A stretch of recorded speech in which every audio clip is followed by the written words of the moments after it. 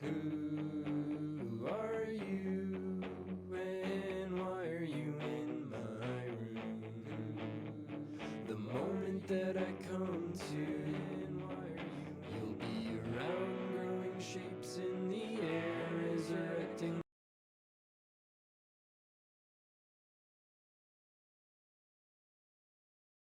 Billowing heat and excess water vapor into the empty room, and I will listen through, send in the clouds,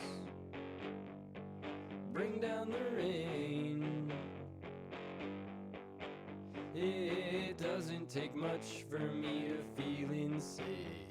My ride got hexed, so I've been trying to catch my breath. It got hexed, and it doesn't really matter what happened next.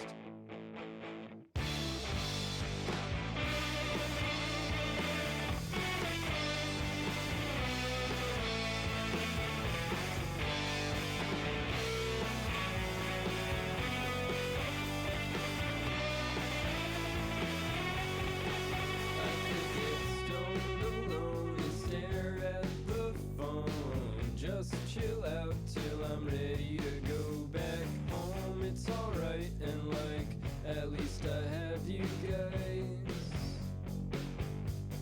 to bring down the rain. It doesn't take much for me to feel insane, so wash me clean and make me new again by primordial heat of original sin. Make me new again.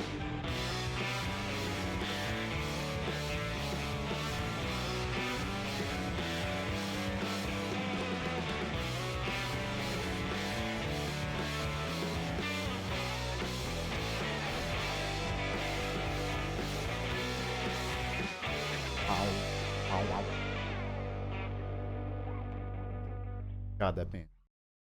Hey, everybody. It's as much as I'd love to hear more of them. Me, I still have a bit of a flu, so I'll try to not like cough into the mic. I'll mute it, but I am still a little energy sapped from the last 4 days, so do keep that in mind when you hear me. I'm not like falling apart or anything. Very tired. So hey everybody, I have not streamed in, God, like a year. I don't know, like the last time it was like, I think some Steam Next Fest demos last year. If you didn't know, I uploaded a video on YouTube. I want to say a day ago. I've lost track of time. It was about Deadlock. It was really about like the people who play Deadlock more than it was Deadlock. What it also was kind of an excuse to offload way too much Deadlock knowledge that I've accrued over the last year. Because, so, I'm sure a lot of you don't know, but I have been doing some Patreon updates over the last month explaining, like, why I stopped uploading and where I've been. I'll talk a little bit about it. I'm not going to trauma dump too hard, but I've basically lost a few people. My grandmother passed away, my dog passed away, and then my mom was diagnosed with pancreatic cancer. So I kind of disappeared for a while. I needed some time to recharge. And I won't lie, I spent a lot of that time just playing Deadlock. But everything's looking pretty okay right now. She's in treatment. She's doing okay. I think remission is the right term. It is not growing in her. She's doing very well. She's actually, I believe, down in Florida with my dad right now, just doing vacation stuff. So everything's okay. But I felt like I needed to take some time away for making stuff just so I could process all of that. But yeah, I made the Deadlock video. The Deadlock video was not a culmination of 10 months of work. It was a time crunch of, I'd say, 2 to 3 months. I mean, it's really more if you count all of, like, like the creative process, right? Where you have ideas and they sort of bounce around in your head for 5 months and then you start working 3 months in. It was kind of like that for the Deadlock thing, but and to be clear, I have my chat open. I see all of the support directly on what I'm sharing. I really appreciate it, guys. Like I said, I don't want to make it all about me or what I've been going through. I really just want to objectively let you know, like, that's where I've been. Not like the beginning of the hiatus, I did attempt to use it very practically. The beginning of it was, if you remember this far, this is ages ago. My last upload was the bucket list video where I play like Quake and Doom and Metroid Prime and all of that. What I wanted to do after that was finish all of the sequels of those series, right? So every Quake sequel, every Doom sequel, every Prime sequel, everything on that list. And then I wanted to make one big video just running through like 5-6 massive series. And it would be the same structure as my like movement shooters videos, but it was a lot. That's playing through a lot of games. That's writing a lot of thoughts. That is going through a lot of bullshit. Yeah, like trying to get the original Quake 2 experience a lot harder than you think. It's like the Steam release, I guess, like doesn't have the original OST. The RTX version isn't the same thing, so you have to go download like patches to make them more authentic. But the patches don't have installers. It's a fucking headache, basically, playing all of those games. So I did not make as much progress as I wanted. So 1 month turned into 3 months, and then all the other shit happened, and then I just disappeared for like 10, 12 months. So that is, in a nutshell, what has happened.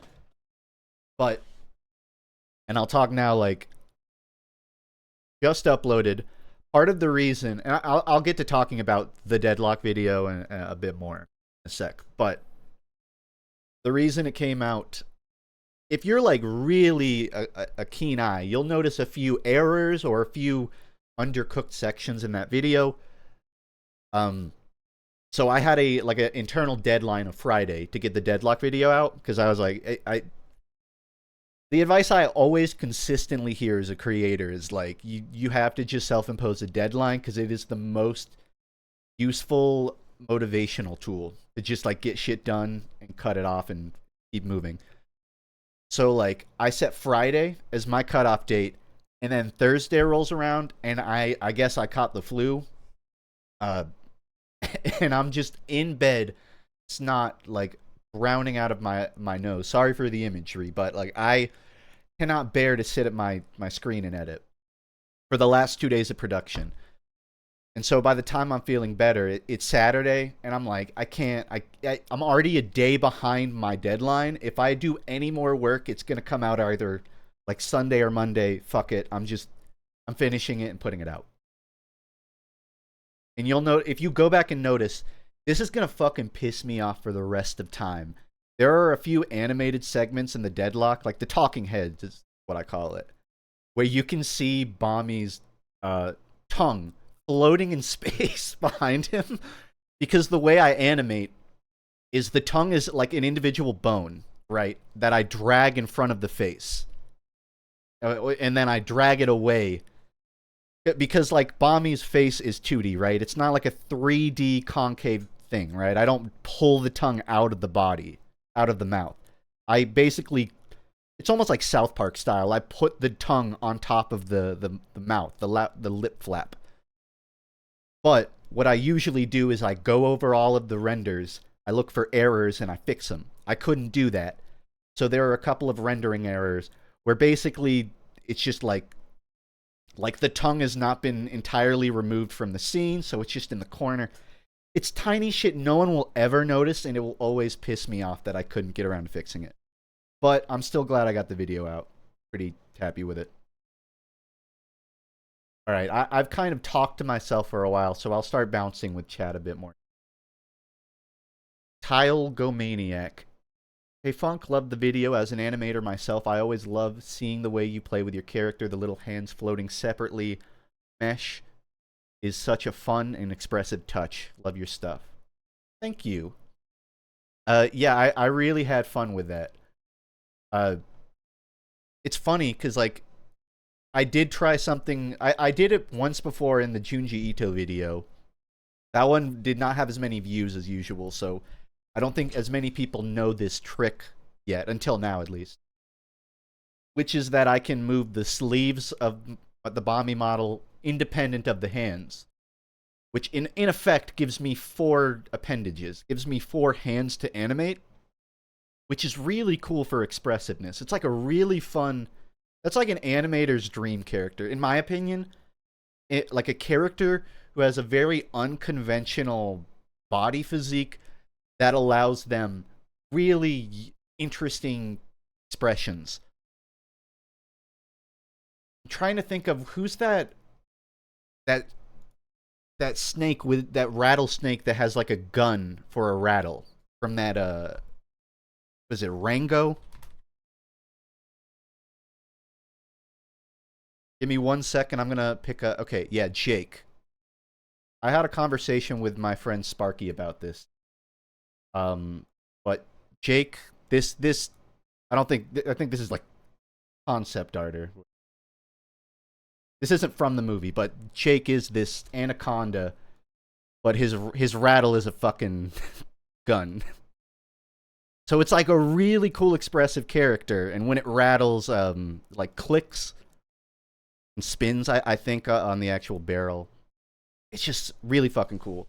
I kind of treat Bami's arms the same way, where you have this really cool opportunity to just express something that other characters can't with their body. So I appreciate that you, as an animator, like saw that and appreciate that. That was very circular of a compliment, but thank you. Thank you for thanking me. Hey Funk, about 4 to 5 years ago, I asked if you could play Pirate Monkey Run, and you said you'd consider it.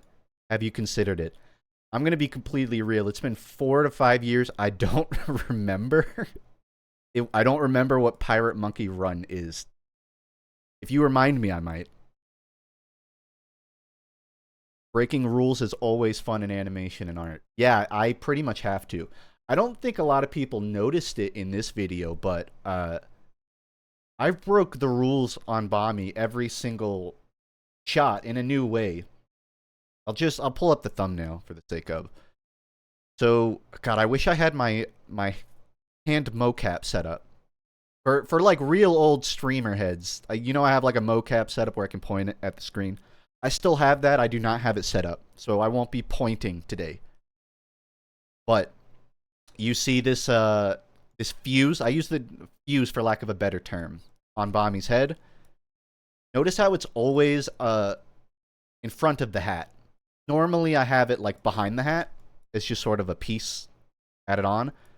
But for this video, I specifically put it in front because that gives like the illusion of 2D consistency a lot better. It makes it clearer that it's a bomb because the fuse is connected to the green body.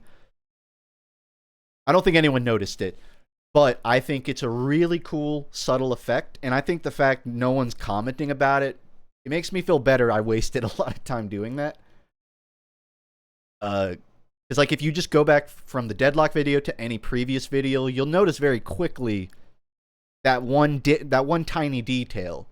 I think this one makes it appear more 2D, because in 2D you reuse assets a lot, right? You don't redraw the fuse every time. You just sort of move it. But when you have the fuse behind the hat turning constantly, it's very obviously a 3D model that way. Sorry, I know I'm geeking out about like I'm speaking in Babylon right now, but that's just more fun video lore, I guess. Is the texturing on Bami for the video in particular? Yeah, so I could even probably pull up the Blender file if you want to see it. So Pybun, as usual, they do the modeling and the shading for my Bami stuff. I contacted them to do this one as well. Honestly, I can go find like our DM chain where we sort of came up with the concept for it. It was really fun. But yeah, this the model for this video was supposed to be sort of like a Deadlock model, right? You see the rim light around the edge of the model. Because Deadlock uses a lot of the same shading tools TF2 does. It uses a heavy rim light on the edge. It's very simple, relying on texturing and a little bit of baked-in shading, but not as much for Deadlock. So it was really natural to put that onto the Bomby model, which was already inspired by TF2. So there was a lot of overlap. So here, I'm going to show you like the concept art I sent to Paimon. And I'm asking you not to say like E-Boy Funk, because that's what it's going to look like. But I'll explain. So it's not E-Boy Funk. The fuse is treated as like a phylactery, right? Like someone has fused the soul, fused the soul into the bomb, right? And that's sort of what all these sigils coming out of the the fuse are, which is why the eyes glow, because this soul has been encased into this bomb, right? Same with all the little sigils on the body and all that. That's the idea, because Deadlock, I didn't even talk about lore in Deadlock in my video, because one, it's going to be completely different in 5 years, and two, it wasn't relevant. But in the Deadlock lore, a lot of the characters have like they have like a specific item of importance. Like Abrams has his book that he carries around everywhere. Pocket has their suitcase that they carry around everywhere.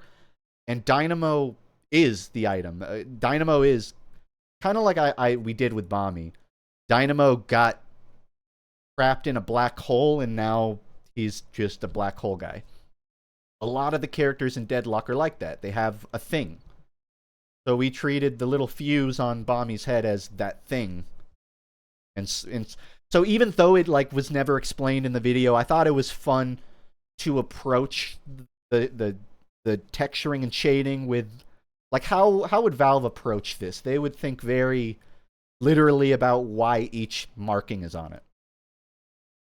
To that end, you'll notice in my E-Boy thing, there's no drawings under his face. There's no face tattoos. That was Paimon had the idea of maybe like someone had etched these runes into the face, and once the soul came alive, it was left there as sort of like a birthmark, like these sort of markings under the eyeballs. So and I love that. I'm like, that's cool as fuck. So we just ran with it. I'm sort of scrolling through our back and forth to see if there's any other fun facts. But in the long and short, yeah, it is the same Bomby model I've used for the last like 5 videos. Very little change in the model itself. It is only a change of texturing, shading, and animation style, I guess. I animated it a little differently. But it is the same model, which I find fascinating because people constantly ask me, did you make like a whole new model for this video? Like, no, it's the same model as my last one. I just animated it really differently. Funk, what do you think about matches in Deadlock becoming kind of playground combat, where like someone says, I shoot my laser beam, and then another says, I use anti-laser beam shield. And then I use laser beam shield destroyer. That reminds me of that one, like, I don't know, was it the TikTok? It's like the incomprehensible, the guys are all sitting at the table, and they're like, oh, it's the fire hose, it's the fire truck opener. He put the rubber duck on top, that's uncounterable. It's like that really is what Deadlock feels like sometimes. Just someone shows up with 3 random bullshit items. They just throw down 4 alchemical fires, and it's like, I don't know what the fuck is happening. I think, so here's my thing. I'm gonna go out on a limb. I am fine with playground instances. I am okay with 6v6, 5v5 encounters ramping up until what am I saying? Until a complete fucking chaos erupts. I'm okay with that happening like once every 10 minutes. I don't want the whole game to be that. From the end of the laning phase, from minute 10 to minute 40, it cannot be that. And it's not that. This is where, like, I will defend Deadlock. I want to... Let me rewind a little bit, because this is actually very relevant. There was one thing in my video I did not have time to fix, and I will forever regret. If you saw the video, you might remember around 5 minutes in, the first real Deadlock clip I show is my whole team killing a haze, and then we all proceed to shove up into their base and win. A lot of people saw that, and they're like, I have no idea what the fuck's happening. Like, I'm watching this, and it's a rainbow. It's like I'm going through a car wash. I don't know what the fuck is happening. You are completely correct. I'm not going to try to convince you you're wrong, because you're not. That is something I intended to fix or update, and then in the last 2 days of production. And then I got super fucking sick, and then I didn't have the time frame without pushing the deadline, and therefore fucking up the next upload's release date. So that section is very flawed. What I would have preferred... Let me explain why I chose that clip first. Hell, I could even probably pull it up and just show you it. Might be the best way.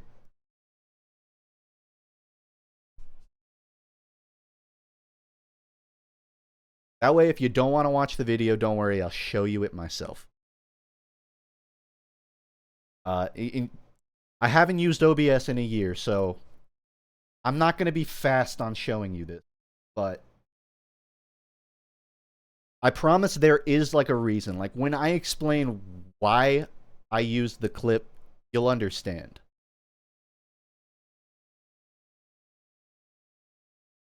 Until then... File your taxes 100% free in the app. I don't want to file my taxes.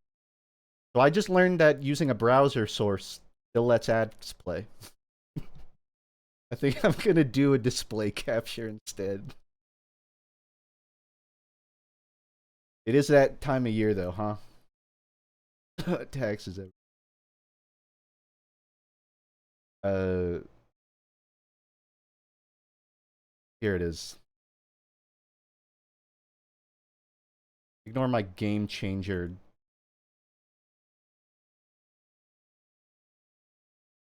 Look at that. I didn't even like my own video. That's how cool I am. That's how detached I am from possession. Okay, so this is the clip I'm referring to. For context, there's about 5 minutes talking about how co-op games are about working together, fighting games are about reading your opponent, and then you get to team-based games, and that's both of the concepts combined. And then I show you this. Hitting haze, hitting haze. A bunch of fucking nothing happening. Flash has ult if you see him. He's on me. Near blue. Just push up purple. Yeah, keep pushing.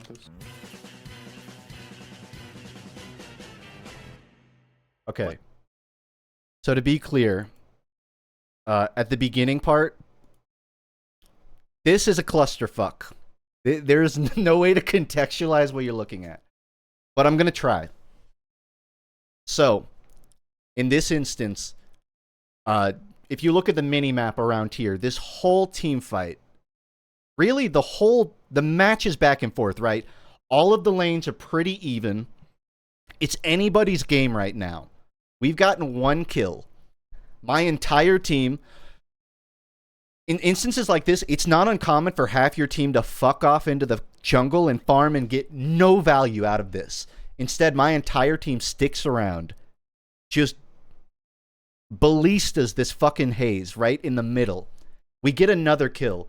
My team continues to push forward. Again, not a common concept in Deadlock. A lot of times, teams get kills and then they fuck off into the jungle to farm. Instead, my team walks forward. And we win another fight in their base, and we end the game. So we started this fight around, like, their guardian spot, and we ended the match off of it. You need to understand in Deadlock, ending the match from a Guardian fight, I don't know how to, like, conceptualize that, but it's like being down a touchdown in football and then turning it around from, like, a full field by running 2 full field touchdowns or some shit. It's like doing a whole lot of fucking shit in football to win. That makes sense, right? Basically, my team commits, they don't get distracted, they stay together, they follow up on calls, and we actually end the game. It can get really hard in Deadlock to make your team commit this hard. That is what makes the clip very, like, useful to me. There are 2 reasons, there are multiple reasons why I couldn't express this better in the video. One is the deadline. I didn't have time to really edit it. 2 is that you'll notice I really like using Deadlock's replay feature. What I learned too late is that replays have expiration dates.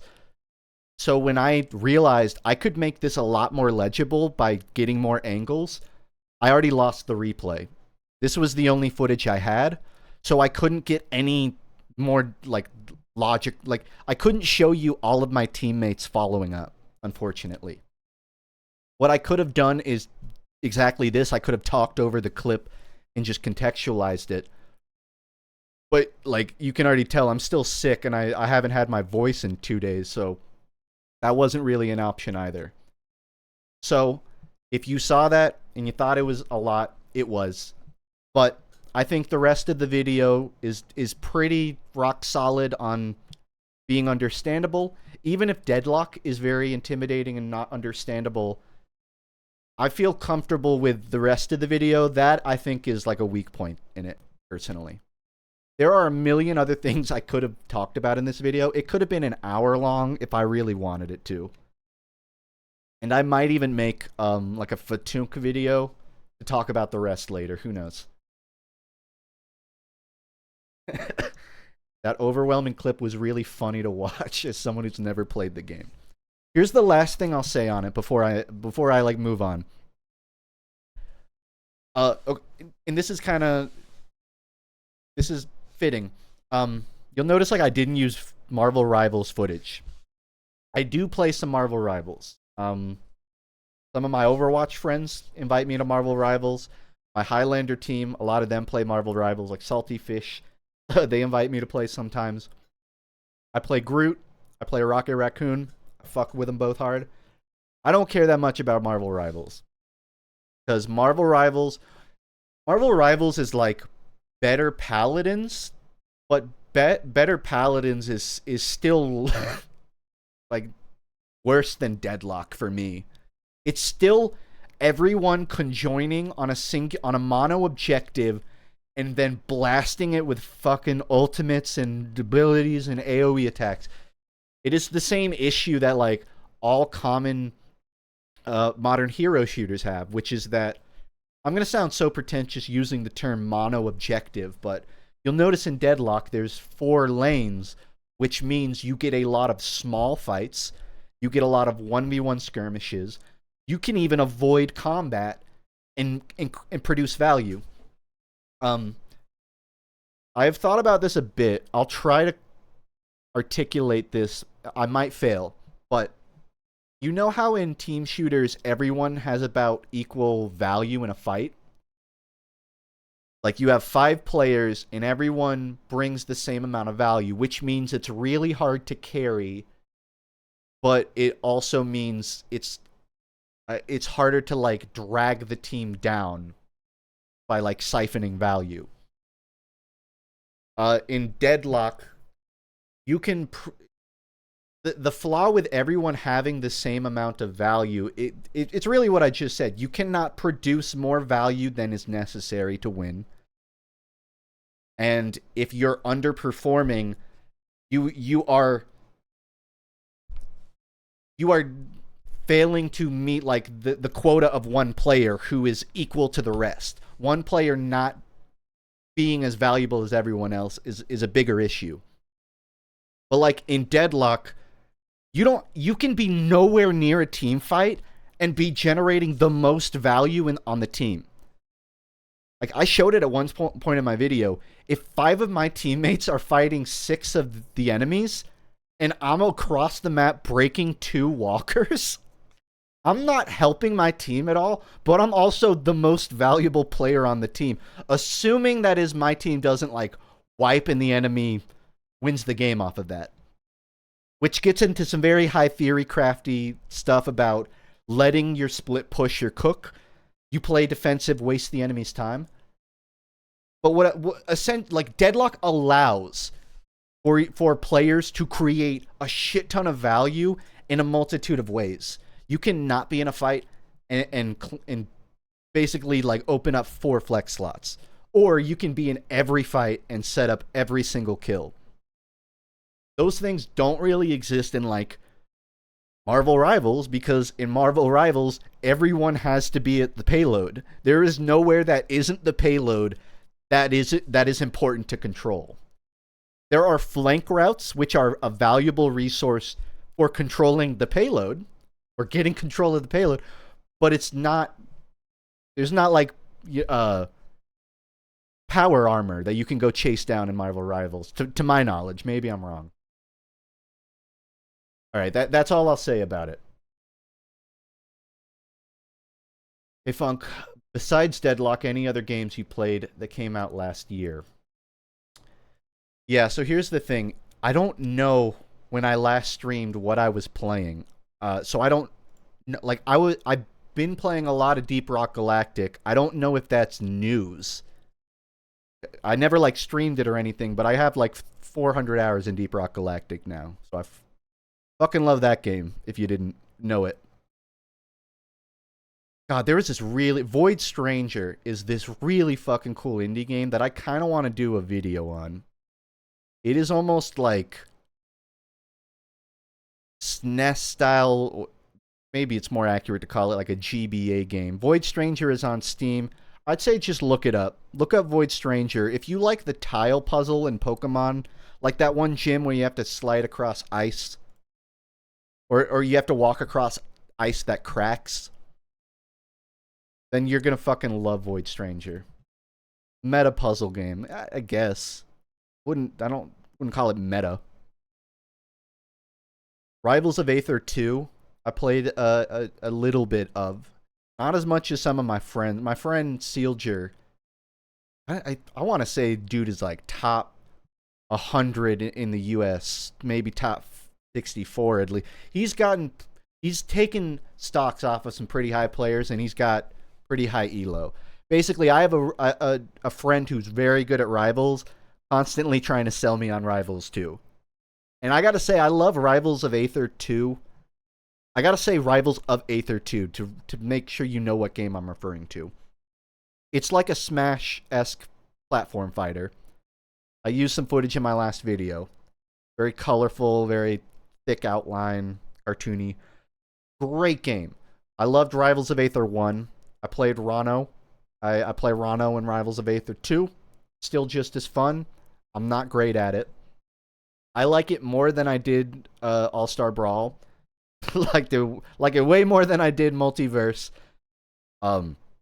It clears out every other Smash platform fighter by like a country mile.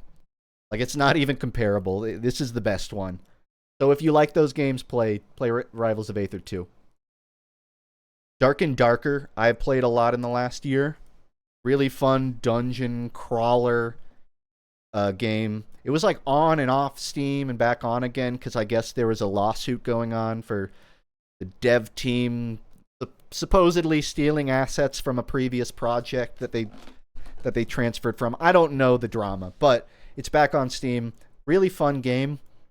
Apparently mixed on Steam now, so I don't know what they did, but really fun if you're just into like very standard dungeon crawly. I don't really know what to compare it to. This might not really count, but I started playing Magic the Gathering in the last year. That's definitely like news to my stream. And I'll spare you from like going into too much detail, but I do play a lot of Commander now.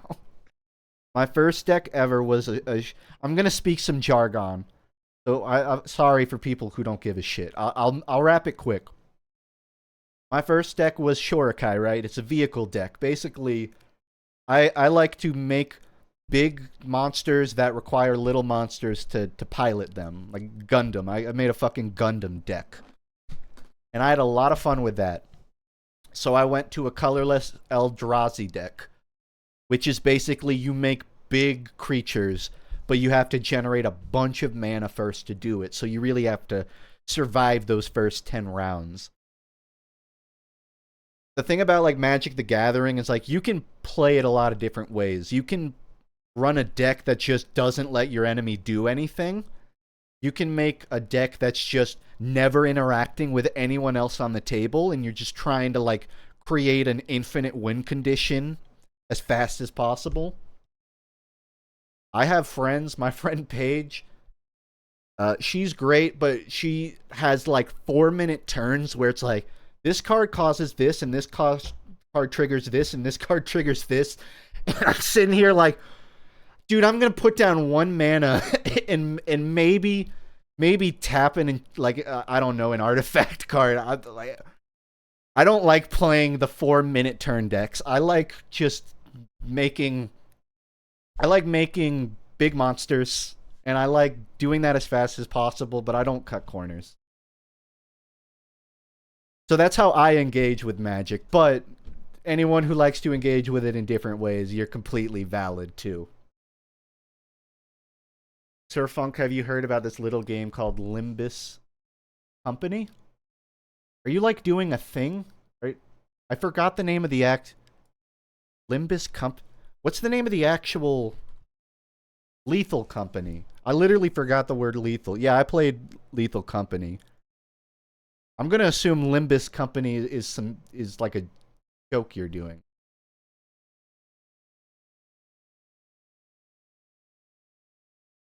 Wait, it actually is a real thing? Oh. I thought you were doing like a Team Defense Fort 2 thing to me. Okay, no, I've never heard of Limbus Company. Funk, what's your thoughts on Paladins being abandoned? It's complex. I have complex thoughts. So, Paladins deserved to die. I didn't want it to die, but Hi-Rez failed it, I feel. Maybe maybe the game devs didn't fail it, but I think the Hi-Rez higher ups didn't do much but give him a gun with 1 bullet in it.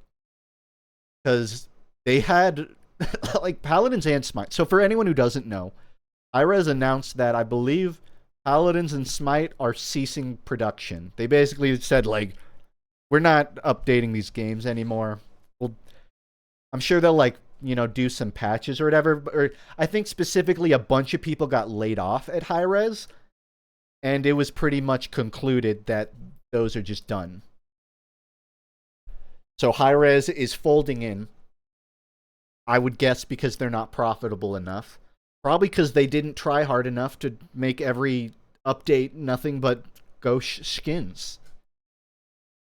I think Paladins... It's so funny to me how Overwatch stole like 7 of the best concepts from Paladins, got away with it, and then Paladins like didn't adapt. They're like, well, fuck, adios, and then they faded out. Like, obviously Paladins was a good game if Overwatch's like desperation play was to grab anti-heal and the what is it, Clash? Or not Clash, the back and forth. Hey, like the game modes they added were based off of Paladin shit. The anti-heal shit, half of the characters they've added basically proto-existed in Paladins. And it goes to show Paladins could have conceivably put out meaningful content updates that engrossed people in the lore of this world, the characters of this world, created a true emotional connection with this property. They could have made memorable updates. They could have put out a couple of new maps that really addressed like the flaws of the original Paladins maps, which were just way too limited by the new scope of the game. They didn't do any of that. They just kept making, all right, we're releasing 30 skins and we're remixing Siege again. And we'll have like a part-time mode of fucking whatever, who cares? You didn't even boot it up for this weekend. They did nothing for like 4 years. Like comparison is the thief of joy, so I'm trying to do less of like, well, X game did this and it worked better, because I think it's a cop out. But you look at like, let's shoot general. A lot of like the most effective game updates are like really broad, right? Like they have like a new map, a new global event. They have like a new character, and they have like a big lore drop, even a comic or a book or an animation. All right, I'm giving myself one pass, but like TF2 in its heyday, you get like 3-4 maps, a big cinematic, all of that. I know that's a lot to ask for high res. I know if they're at the point that they're laying people off, they can't do all of that, right? But surely, I don't know, 5 years, they were making cinematics. They made like 5-10 cinematics that looked good. But they just showed the hero kit. It was just their characters running through a castle, shooting magic missiles, and then they look at the camera and they go, Paladins, and then it shows the logo. It's like, if you can do that, you can show two characters standing around a water dispenser talking about their day. Just give me like something to give them care, like give them actual footing in my heart. I don't know. I'm getting very personal with my misgivings here, so I'll try to reel myself in. But Paladins, it feels like this is purely speculation. I don't have insider knowledge. I don't know anything. But as an outside observer, it really felt like the high-res CEOs were like, prioritize generating revenue. Do whatever you can to juice out as much revenue as you can, okay? So every update needs to have a bunch of skins. I don't care if the skins have thematic connection. I don't care if the skins impede with playability, or whether or not they're controversial in that like they're way out of the art style, or like they're modern aesthetics in a medieval aesthetic game. They didn't care about any rules of art style. And it's like, if you know how like people complain TF2's art style went off the haywire, Paladins is like 4 times that shit. Like everything that TF2 does now is totally excusable compared to like what Paladins was doing 5 years ago, which is like adding like Macho Man Randy Savage buck skins and shit that just does not speak longevity. It's like you're making a skin for one guy. You're making 1,000 skins and hoping there's 1,000 people to each buy it once. It's like you would like just make 50 really good skins that anyone could like, and then that's gonna probably generate more value, I think. What do I know? I'm not a CEO who just got laid off. Maybe not a CEO, but a PR exec. Basically, it was a long time coming. Hi-Rez, I think Hi-Rez as a company never gave Evil Mojo the leg room or the I don't want to say funding, but the resources they needed to produce something long-lasting, something really drawing. I think Paladins had this initial inertia, and they just rode it out as long as they could, and they were content to ride it out until it hit the ground. They had no intent to pull the front fin forward, and it's sad because I liked Paladins. I really liked Smite, but Deadlock is better Smite, and Marvel Rivals is better Paladins. So why would I need either of those anymore? I want to need them. I want to have a reason to play them, but I don't have one. Okay, I will stop now. I know it's been 10 minutes of me talking about that. I thought TF2's art style troubles only lasted for a certain period. I think it got back on track after that. Well, yeah, it was kind of like, there's like eras to it, right? Because when I made my video, like 2017, that was sort of, I thought that was like a retrospective on the dangerous gay glasses. And then there was, realistically, I think after that big hiatus during like the final comics in definitivity, that was really when like they started just letting real funny cosmetics in. And I've talked about it elsewhere, but I'll say, like, I don't mind at this point. I still think TF2's fundamentals are so good, even though it does impede on gameplay quality sometimes. I think TF2 does so many things so freaking well. The actual readability of fights and you know, bullet tracers and explosions, all of that is so tight that it actually does have a window of a margin of error to make up for, you know, a poor silhouette. Because a lot of times you have to invest like $10 to really get away with like a blue looking pyro or whatever. And if I see that shit, I just think it's funny.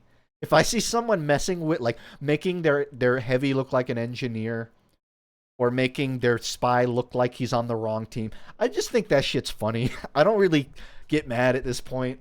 I just laugh it off. But I also understand why it can be frustrating. Like, I wouldn't want that in competitive play. Like, if that kind of thing was allowed... I can't say this. I'm not allowed to say this because here's another thing I've been doing in the last year. Salty Fish has a Highlander team. They invited me onto it. He's put out videos of all the previous seasons. If you want to watch them, I welcome you to do that. I previously played Sniper. I currently play Heavy. Or as of last season, I did. I have a Sniper loadout that makes me look like the Pyro with the hazmat head maker, the hazmat head taker, the pyro hat, right? I wear that and a bunch of other items to make me look like a pyro, and I have had like 4 of our enemy teams go, "Bro, I thought you were a pyro," and then I just headshot them. So it actually is exploited in competitive play, and you know what? It's fucking funny. It's really fucking funny. I have another loadout that covers almost all of my red coloring with blue. So I have a completely blue-red Sniper that I will exclusively use when I'm on, I guess that would be defense. Because I'd be on red team, but I look like I'm blue. It's so fucking stupid. I also have one loadout where it's completely green. And I wear it anytime we're playing, like, Swiftwater or Product. It's dumb, but I do think it helps. Anyways, I know I just undercut my own point, but it's really not that big of a deal. You lose, like, 1 life to it, and then you laugh it off, and then you adjust. I feel like.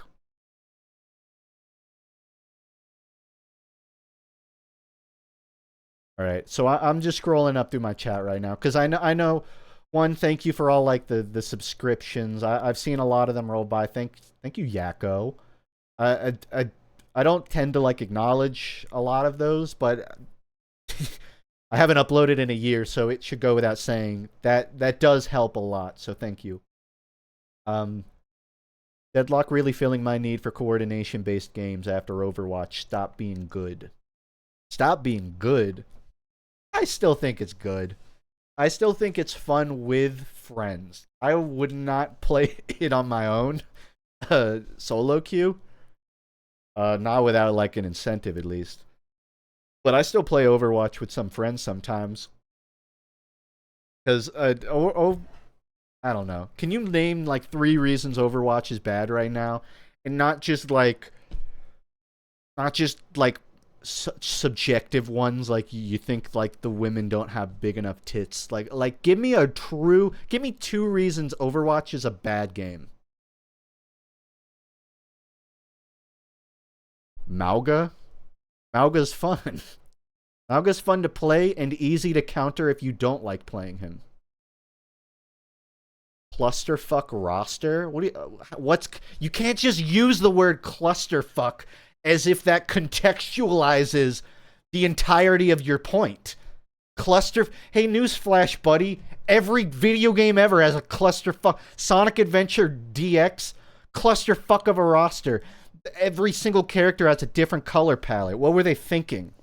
Sonic Heroes, there's 4 teams of 3, and all 3 of them are completely different.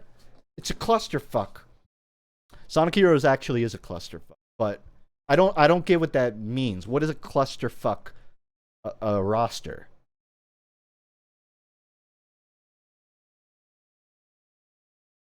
Stage play effect. Okay, see, that's fighting fire with fire. So the stage play effect, I don't know if I coined that term. I'm sure I heard it somewhere, but a lot of the hero roles are designated to doing a specific thing, and that can be boring. But I do think they have improved that a lot since I made that video. Since I made my video where I talked about the stage play effect, they have given tank players a lot more agency than they used to. Because when I made that video, a lot of like the tank anti-knockback and anti-headshot, that shit wasn't implemented. You didn't have the tank passive. You didn't have the anti-heal thing. Tanks pretty much had to just stand guard. So I would argue now, tanks are not playing the tree in a stage play quite as much. They are much more proactive in generating value. DPS players have a much more flexible options on how they approach combat. Like they can play in the pocket with their tank, or they can take an off angle. You have a lot of very solid alternative hero picks. Like you can go, like flight comp is much more viable now, but there's also a lot of anti-flight heroes. Like Juno makes flight comps much easier to deal with if you are bad at aiming. And just right click as Juno and shoot afar out of the sky, right?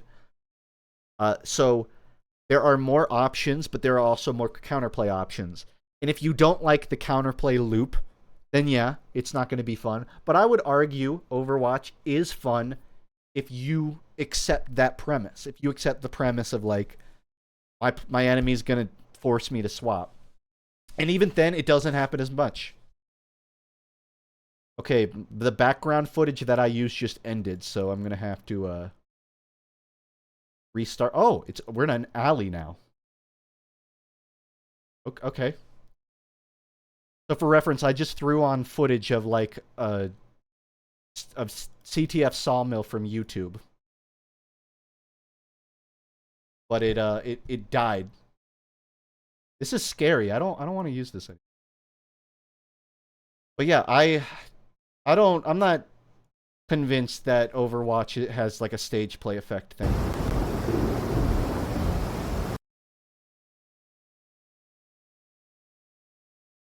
We're just gonna sit in a black void for a second while I figure out like a new bat. Maybe it's just gonna be pitch black. How about that? This is my VTuber avatar. I'll scroll up. Let's see if anyone can convince me that Overwatch is a bad game. Most tanks are incredibly boring design and thus make people not actually interested in playing tank. Actually boring designs? Winston is not a boring design. Zarya is not a boring design. Junker Queen is she is the most fun fucking tank in the game. Who's the newest one? Hazard? Hazard is a boring design. The biggest complaint about Hazard is that he's too versatile. Boring is not the word I would use for Hazard. And I don't even play him that much. I don't know if I agree with the idea that tanks are boring. Even Reinhardt is actually viable now. I do agree Hazard is a little visually boring. I don't think they quite did it justice. But I'm not an artist, so I'll end my opinion there. I don't agree with that. I think the tank designs are fun, and I think they've done a lot better about making tanks not feel like pushovers. Support is a mess. Most support characters are annoying as hell with either anti-heal, immortality, absurd burst healing, and it makes team fights incredibly annoying. That is the closest thing to an argument I will agree with. I actually do think, this is not a controversial opinion, but the support power creep is one of the biggest flaws of modern Overwatch. It's easy to get to talk shit about Kiriko, but her design philosophy of having to get out of jail free cards and a way to get her teammates out of jail for free, and she can also like duel at long range with snipers or with people in your face. Apparently, it's like it's a little much. It's like most other roles don't get that amount of flexibility. Most of them have a weak point, and if they don't have a weak point, like, they are sanded down enough to, I don't know, to not be that, to not be like always usable, to not always be the best pick. I feel like Overwatch is good when it specifically lets heroes have like bad use cases. Which goes back to the original Overwatch where they abandoned the specialist design, but that's a conversation we've all had 30 times, so let's not. I feel like the funneling into roles of Overwatch just feels less fun than the funneling into roles of TF2 6s. Sorta, but I don't know if they're really comparable. Because the roles in TF2 6s is everybody is a generalist. The funneling of roles in Overwatch is everyone is literally specialized into... Everyone is specialized into a role, but they are a generalist within that role. Like, it is very... It is sub-organizational compared to TF2, where TF2 is just like, everyone on your team is going to be fast, do big burst damage, and they're all going to bounce off of each other really well. Like, a medic is going to play well with anyone else. 2 scouts are going to be really valuable at circling, at encircling enemies, and soldiers are going to be useful at jumping deep to hit shit that like a med that needs to have their uber forced. Something that is too far to burst damage from mid range, a soldier can get back there, and a demo man is always going to be useful for defending or pushing. So it's apples to oranges, and I know you can compare those, but comparison is the thief of joy. Thoughts on Comic 7 and Helldivers 2? Comic 7 was great. You could tell that was their send-off to us, to the franchise. It actually hurt to watch the end of that. It felt like this is actually the end. Like, this isn't like, it's the end of the comics. It's like, this actually kind of feels like Valve saying, hey, we might be done here.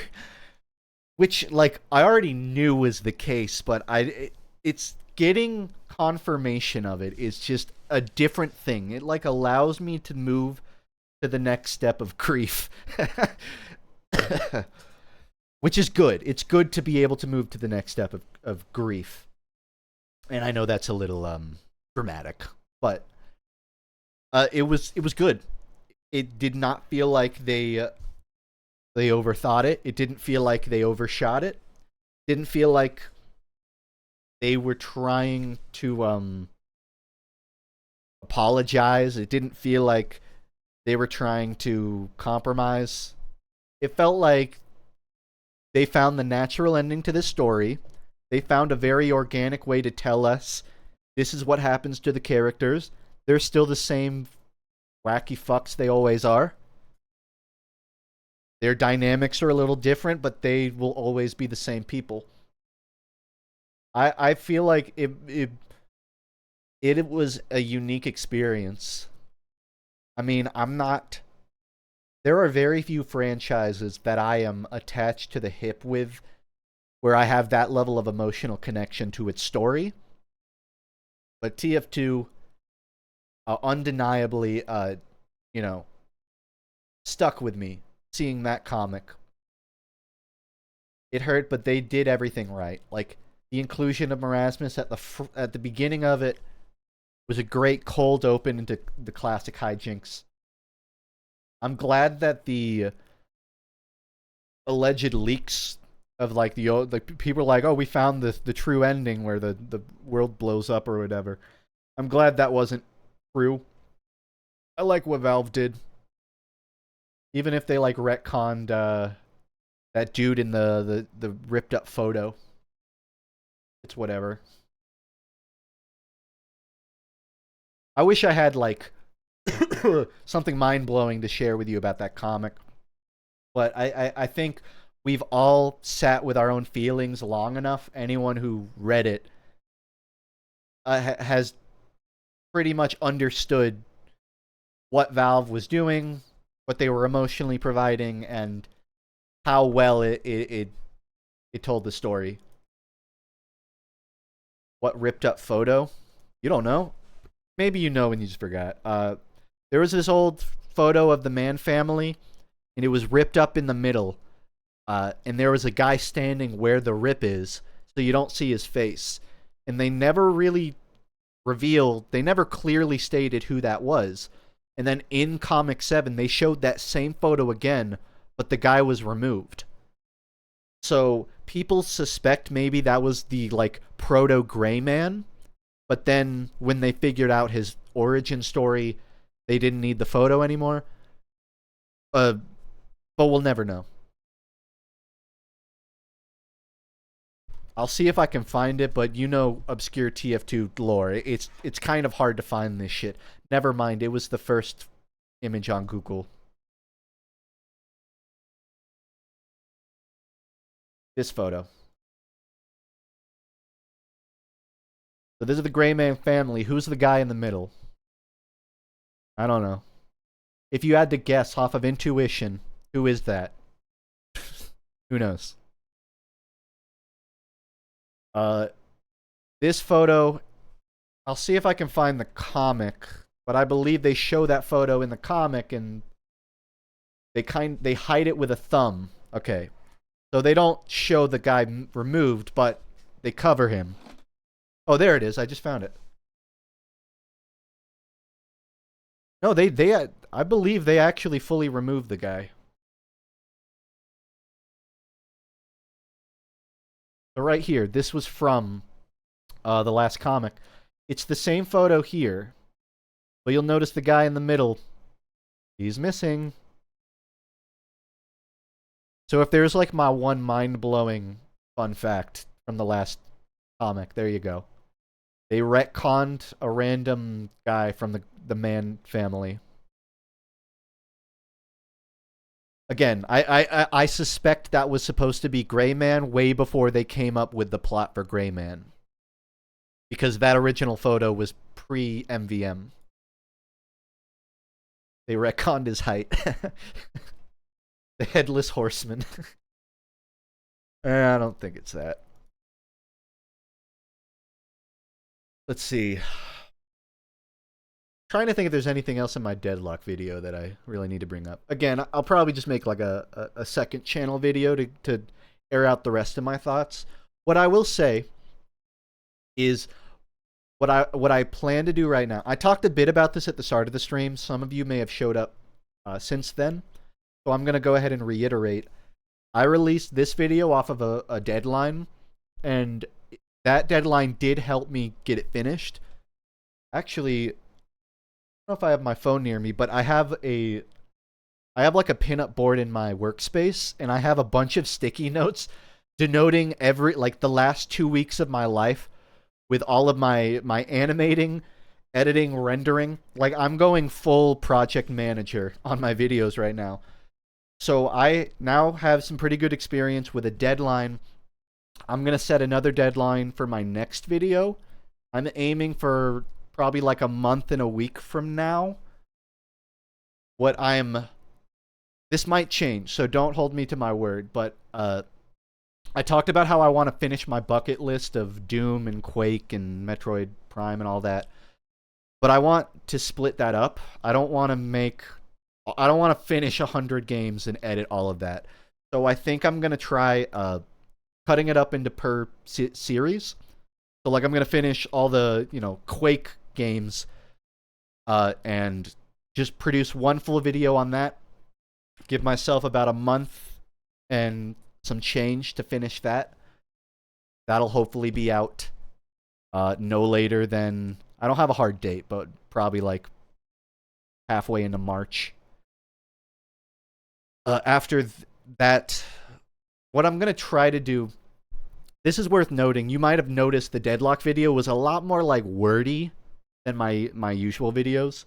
Like, I've noticed I've started to sort of,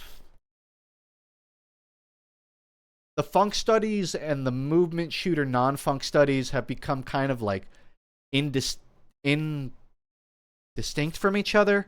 They're pretty much the same format, right? What I would like to do is use funk studies to be really nerdy and analytical and very long form. And then anything else, I can make it like a movement shooter video where I just cut out all the fat. I don't explain shit. I just get into what I think is fun. So I'm going to try and go back and forth between just quick cut movement shooter style videos and then like the longer form funk study stuff. And the funk study stuff it won't just be gaming, right? There are some videos about Avatar and Mushishi and film and music that I would like to do down the line, but they're going to be dispersed between some easier to produce video gaming kind of stuff. So that's what you can expect throughout the year. I'm going to try to adhere to deadlines more, and hopefully that's going to result in more than 2 uploads per year. In my heart of hearts, I would love to have 1 video per month for the next 12 months. That is what I would like to do. I'm not going to stand on that promise because shit happens. And some of the ideas are going to need at least like a month and a half or 2 months of work. But I don't want to be like the same uploader I've been the last 4 years. I'm not happy with that. I'm not in a point in my life where I can afford it either fiscally or emotionally. Like, it's just not fulfilling to not upload often. Milo says, your script in the Deadlock video reminded me a lot of Dan Olson, if you know who that is. If I know who that is. As if my entire Deadlock video isn't just me pretending to be folding ideas. Yeah, I am very familiar with Dan Olson. One of my favorite YouTubers, period, right now. I think he's in my top 5 of all time. If you don't know the channel Folding Ideas, he made Line Go Up about NFTs a few years back. He's made some great videos about like broad societal stuff, but he's also made like, Dan tends to just sort of pick a focal point and then deeply researches it. But he's also a great analyst of media, because I've watched almost all, like, going back to like his early seasons of Folding Ideas where he's just using like his mangled cardboard puppet in an unclean room on a webcam. I've watched most of those. So yeah, I love Dan Olson's content. And my video, so when I made the Deadlock video, my thought was like, when I animate, I use it as just like almost like a joke. Like, I intersperse little animated jokes like sequelitis style. But I don't see a lot of videos where it's long form dissection with an animated character talking and expressing themselves, but not necessarily for humor, more so to try to help express a point through body language. So I approach the Deadlock video like that, like a Dan Olsen video, where it's like, all right, at least a third of this video is just going to be my character in front of a green screen.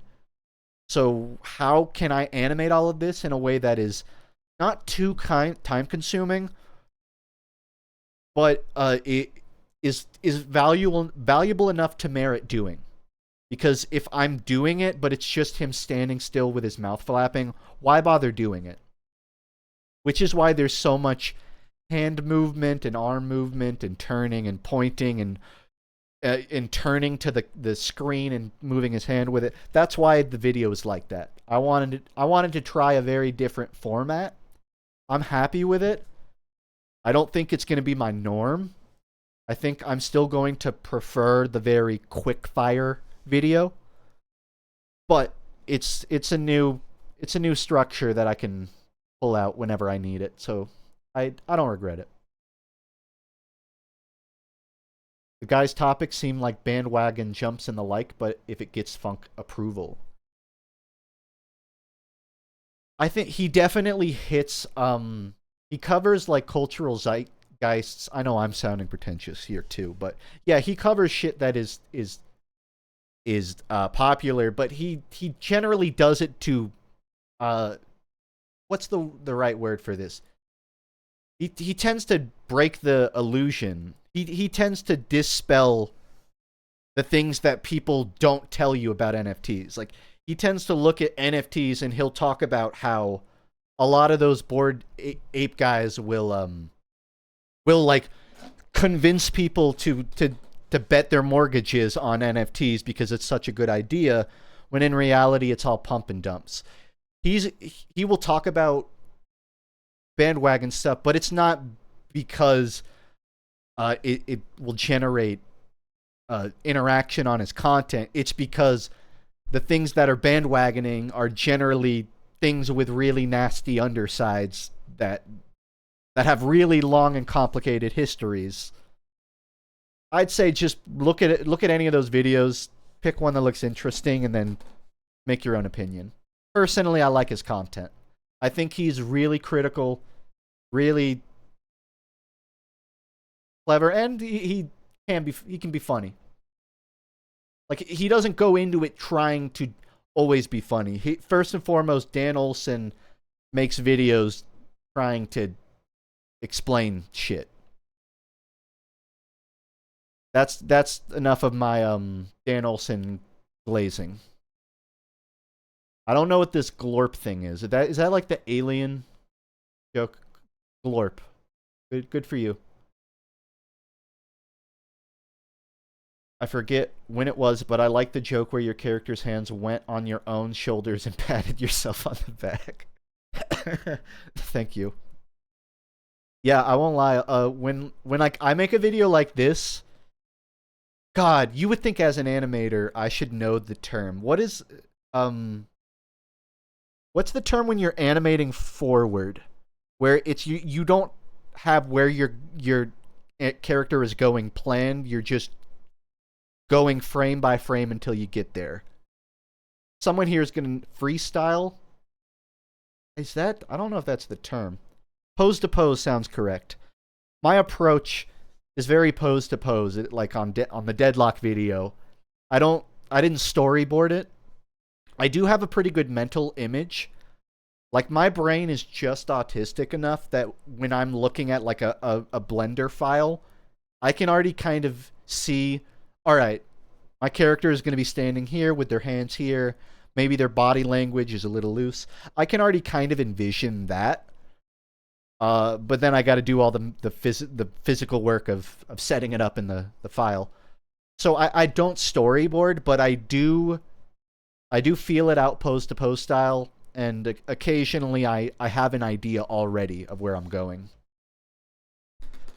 But in a case of like that, of the patting my character on the back, That was me literally just getting to that shot and going like, there's a silence here. How do I fill it? Oh, I'll just a visual gag. A visual gag is perfect. I think that's what more like online internet animators benefit from. Like visual gags are I fucking love them. Like especially like very quiet or silent visual gags. Animating on ones? No, animating on ones is when you're only animating is when you're moving one frame forward and animating. But pose to pose is like you can animate on one moving towards a keyframe ahead of that one. Like if you're on frame 0, if you have a keyframe on frame 0 and frame 5, you can animate to frame 1 from 0, but you're not going pose to pose, per se. Because you already have another pose planned later ahead, if that makes sense. And like animating on 2s is when you skip 2 frames. Animating on 3s, 3. Straight ahead? Straight ahead does sound correct now that I parse it more. I'm pretty rusty, so I'm sorry if whatever terminology I use is correct, but hopefully the idea is conveyed, which is that I just kind of feel it out as I go. What I can say about like my animation style is like I don't do raw animating on 2s or on 4s. I kind of like, unironically, you know Spider-Punk from Spider-Verse? It's a lot like that. If you go back and like frame by frame Spider-Punk in Spider-Verse, different parts of his body are animated at different frame rates, right? Like his guitar will bounce around on 1s or 2s, but his body will move around on 4s. And then and it's like a bunch of moving parts that would typically be considered breaking like a rule of animation, as if there really truly are any. But in service of the character, it works well. That's kind of how I animate my character. Like I animate the body on 4s, and then the like the clothing on 2s, and I animate the hands completely separate from the body. It's just a lot of moving, and it's not consistently on 2s across the whole thing. It's on a per movement basis. Like everything is contextual. Funk, do you ever film reference for any of your shots, or is it all feeling it out? Typically, no. But that's because the scope of what I do doesn't necessitate it.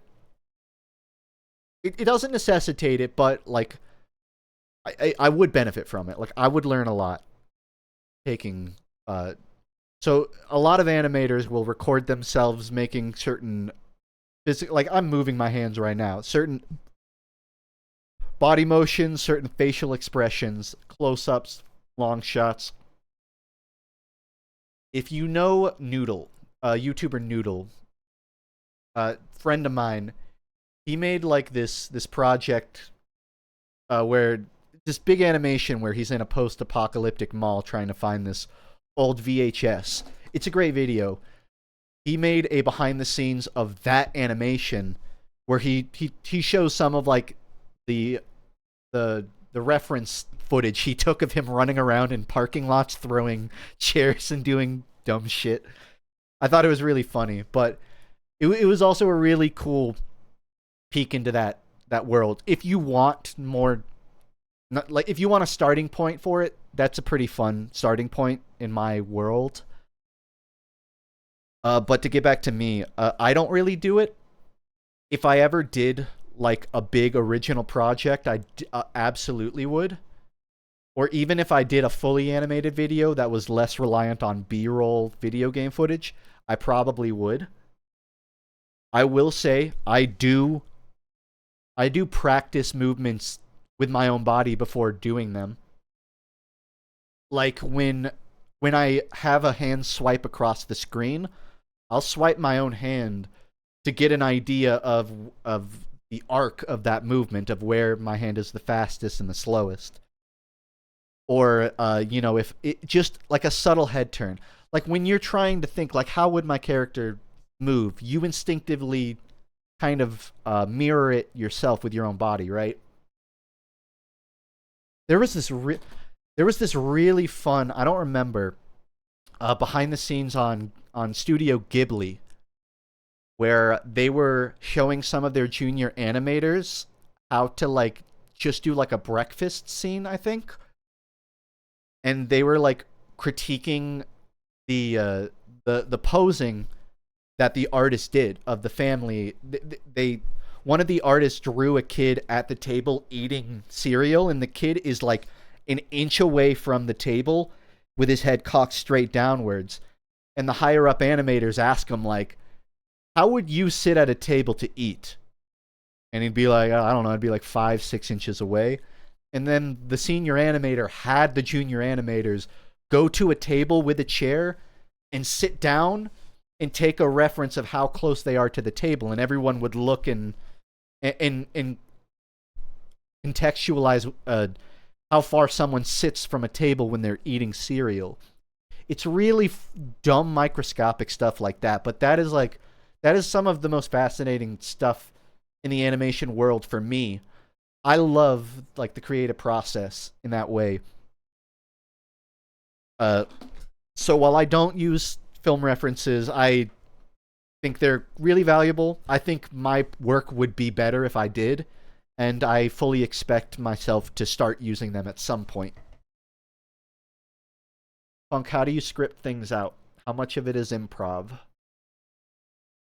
I was kind of thinking of making a second channel video, or at least like a Patreon post or something, kind of telling people how I make video, like the making of the Deadlock video. But I'll go ahead and show you.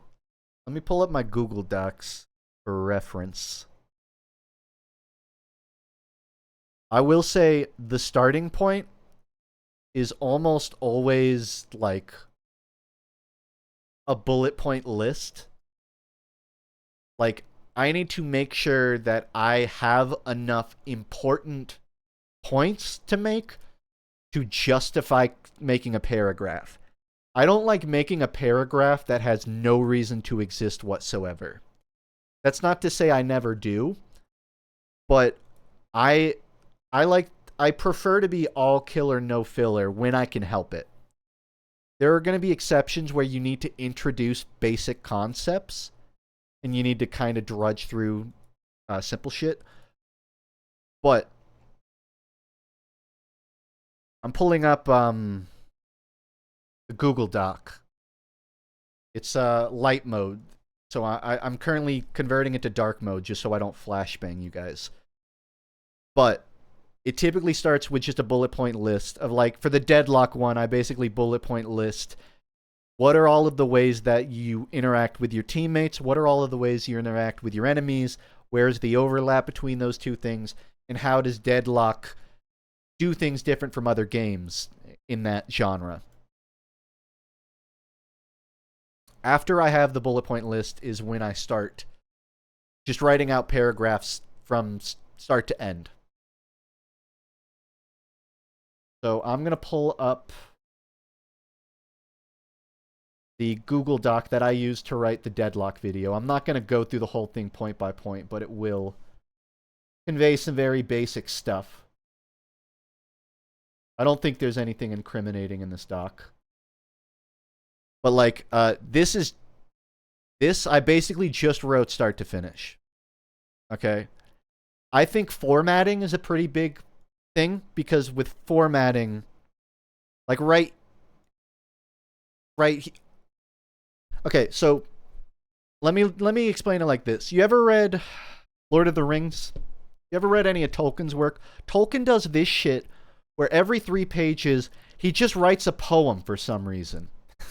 He just writes like a little poem. And I love it. It's very weird, but it's great world building. I like to integrate that into my writing. I think it's really boring if you just have like 6 paragraphs back to back like this, right? Like, I could just write 2 big fucking paragraphs, but it sucks ass and it's hard to tell what the important part of each one is. But if you break things up into just the important part, that helps you understand the tempo of how you're going to read a script. It understands where you're going to make pauses while reading it. And referring to the whole poem thing, I like to try and almost make poem-esque interludes between like the paragraphs. Like a really simple, easy to understand simplification of my point. And then you get straight back to the paragraphing.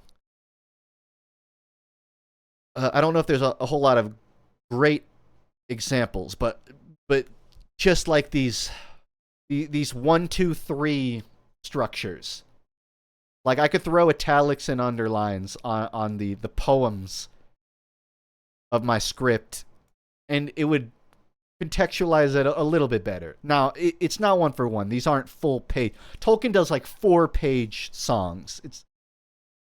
But that is my approach generally.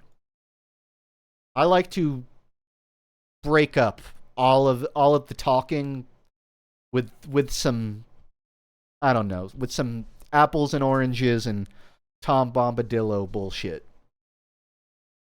So, my way of script writing, another inspiration for how I write is Dan Harmon. And I don't mean like the whole story circle thing. And I know Dan Harmon, some people dislike him for valid reasons. He made Community, which was at certain parts a very good sitcom. He writes for Rick and Morty, which I still think he's good at. He makes Crapopolis, which I think is a good show. I like it. No one watches it, but I think it has potential. And I did listen to Harmontown. I think Harmontown is great. But Dan Harmon has given great writing advice. What I liked hearing from him was that, because he's very procrastinatory, he just won't get shit done forever and then he'll crank it out late. So what he started doing, along with like the hard deadlines, which was a big rule for him, is he'll just start writing.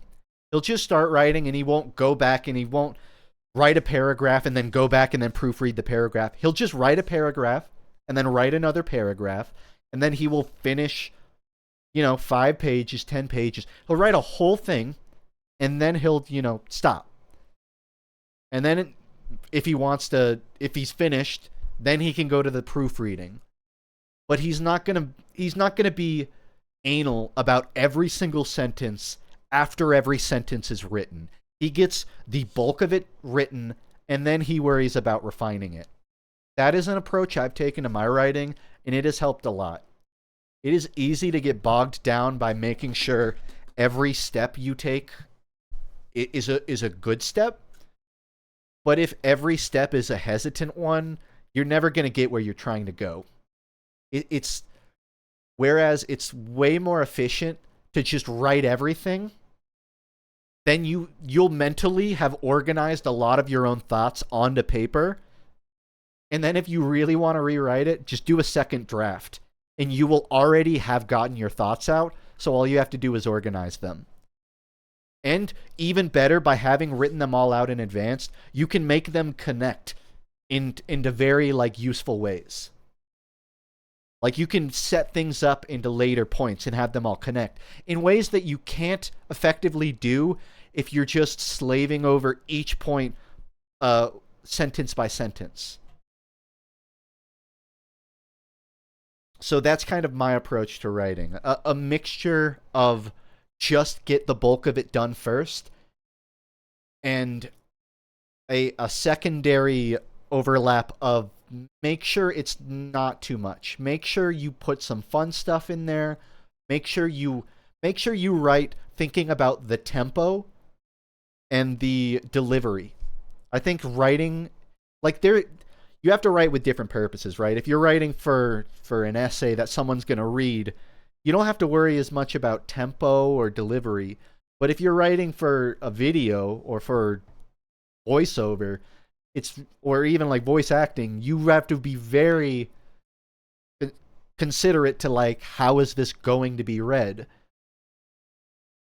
I mean, sometimes I even annotate my scripts to remind myself how I want my own delivery to be. Like, me of all people, I should already know it, but when you're making like a 30-minute video, it doesn't hurt to write everything, because it's easy to forget it when you start to actually record. So that's all my writing advice. I'm not a professional. I've never written for television. But you know, I like to improve. So that's my advice.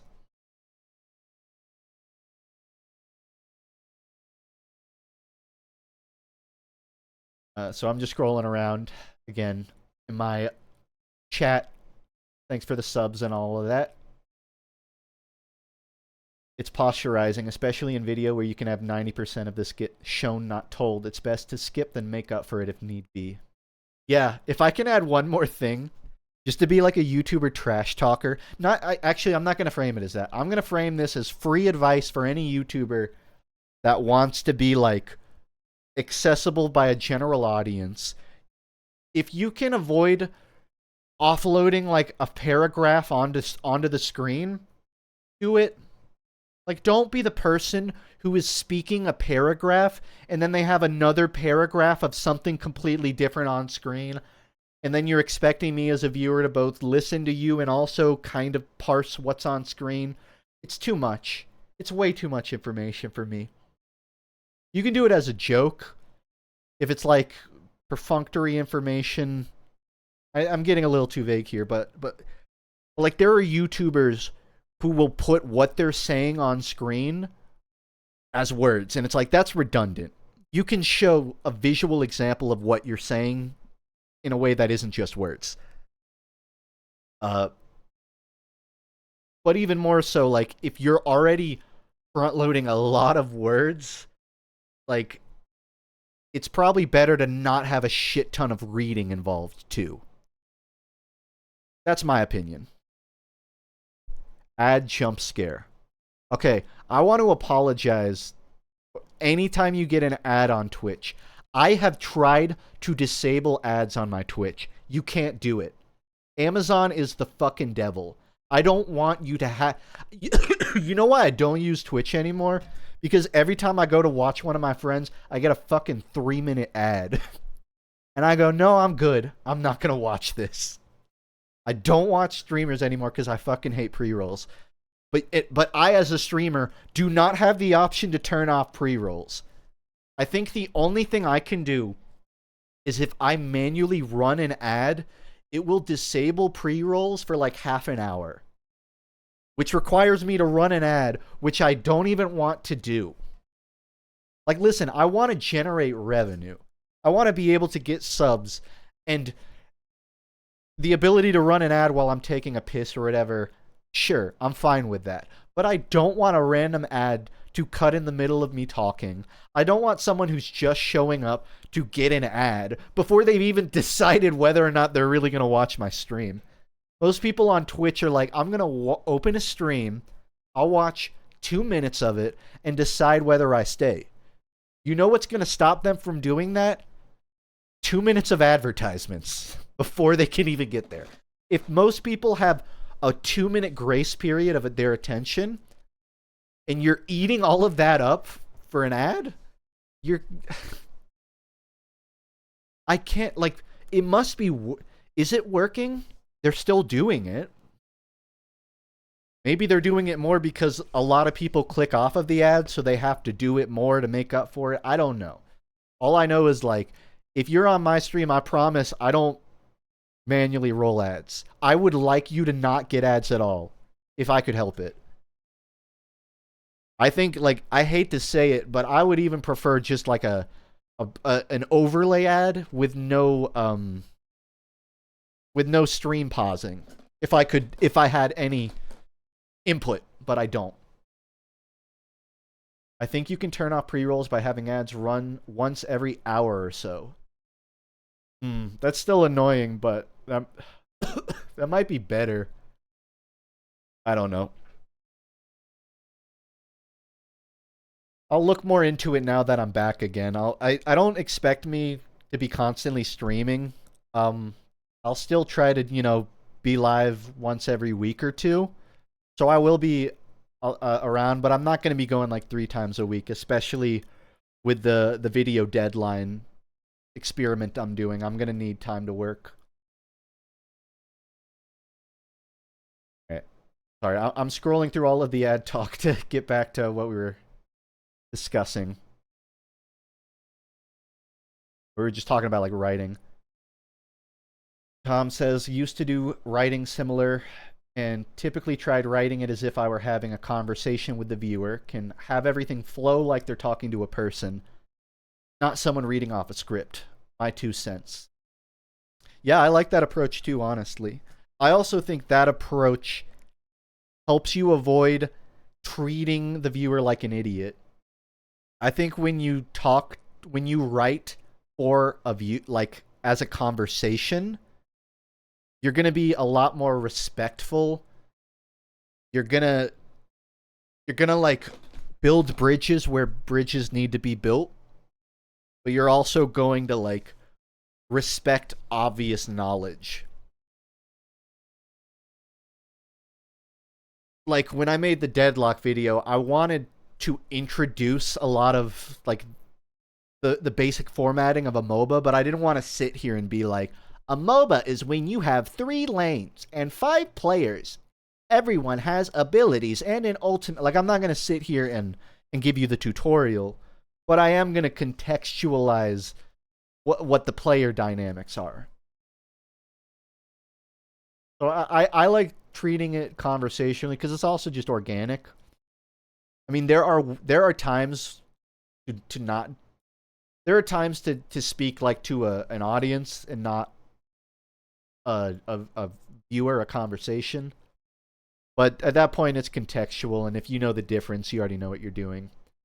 And if you don't know the difference, you're probably not taking on writing prompts that necessitate it yet, which is fine. I barely do. Can you pronounce circumlocutory? Yeah, I can. Funk, are you into any tabletop war games? Tabletop war games? No, but one time my magic pod had to shut down because someone got too mad. So does that count as a war game? Like nobody was taking a fight, but I did have to be like, hey, let's it's always like 8 o'clock. I gotta get home. Story time. I don't like giving dirt about my friends with anger issues.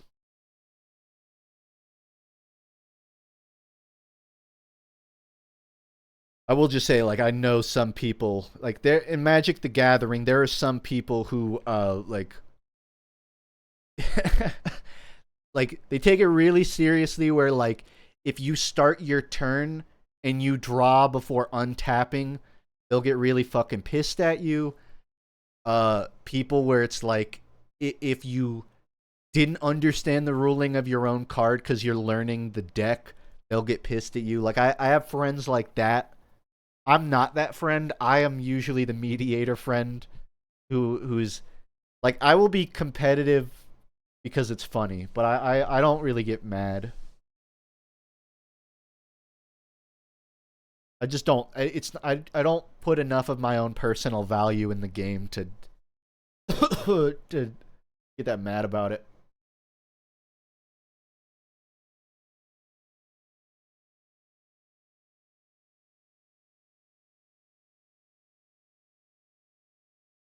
I'm just scrolling around again. I know I used to have like the chat overlay, and that probably would have been a good idea, but you're gonna have to deal with me blindly kind of pulling out comments from the chat here. Funk, what's your funkiest deep rock build? My favorite deep rock build is called the Steve Master. It's a scout build where you have the grenade that creates friendly Steves, or friendly Glyphids. So for context, Deep Rock Galactic is I showed it in the Deadlock video at the beginning. You're 4 dwarves trying to run through a cave system, completing a mission and escaping. But these caves are filled with these spider-like glyphid monsters. The scout is like this really mobile grapple hook shotgun character. I have a build where you have a grenade that turns glyphids friendly. You have a crossbow bolt that turns glyphids friendly. And like all of the perks I have are to like have more special ammo and more grenades and longer duration on the friendly. Basically just a scout that can create like 200 friendly glyphids. And it's such a goofy build.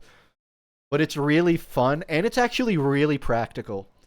For the highest difficulty missions, for like real shit stomp missions, it's actually a really good loadout, because in Deep Rock Galactic, harder difficulties basically means way more enemies spawning, which means any way to distract them or to peel them off of you is valuable. And by turning 100 of them friendly, you're relieving an indescribable amount of pressure from your teammates. It is literally playing an RTS, yeah. Deep Rock is fun because you can transfuse your builds a lot of different ways. Like, you can make different scouts and engineers and gunners that play very differently from each other. Good game, man. You should play it. Any recommendations on where to find Deep Rock lobbies if you don't have friends? Most of my hours are just with randoms.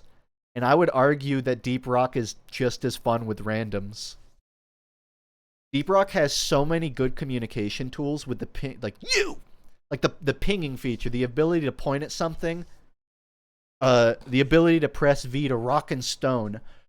There are a lot of ways to get your teammates' attention in that game.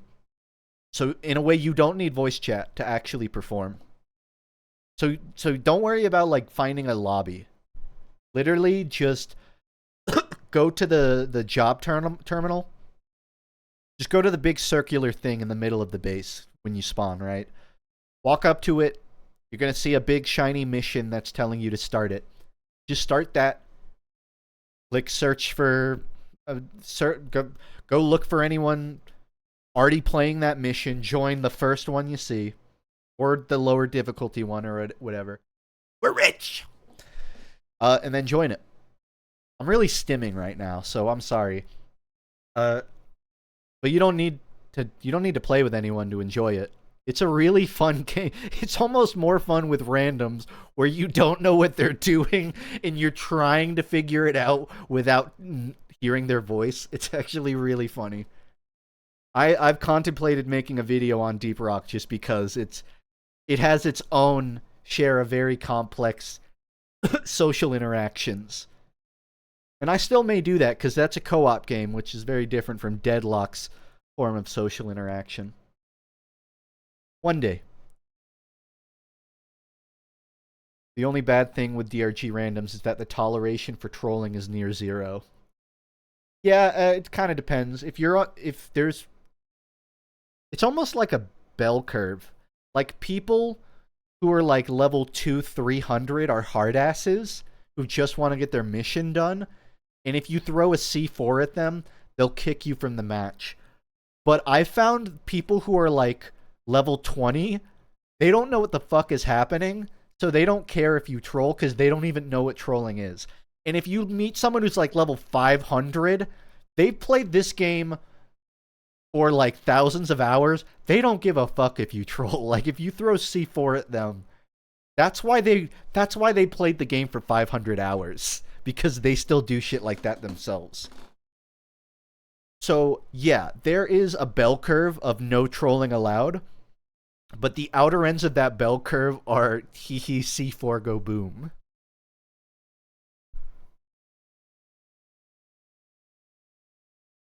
I like being a random driller and making the stupidest path to the objective. I I like playing driller on oil refinery missions, and I like making highway. I like making the most optimized possible highway path for all three of our pipelines so that they run parallel to each other. And I did it so well.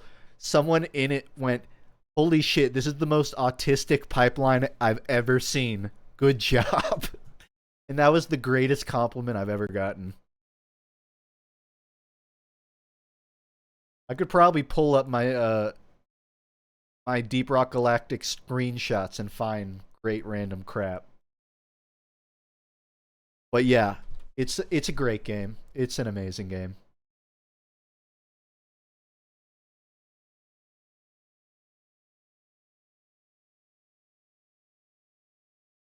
Yeah, I found my I'm pulling up some images of some of my my pipe highways. I know some of you don't have any of the context for like what any of this is, but hopefully you can kind of intuit some of it once I show you.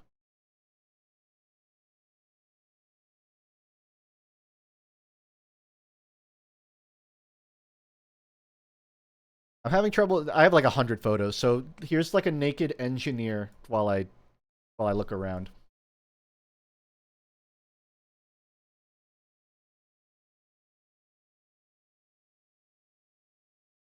It's just cool because Deep Rock Galactic is like a very versatile game.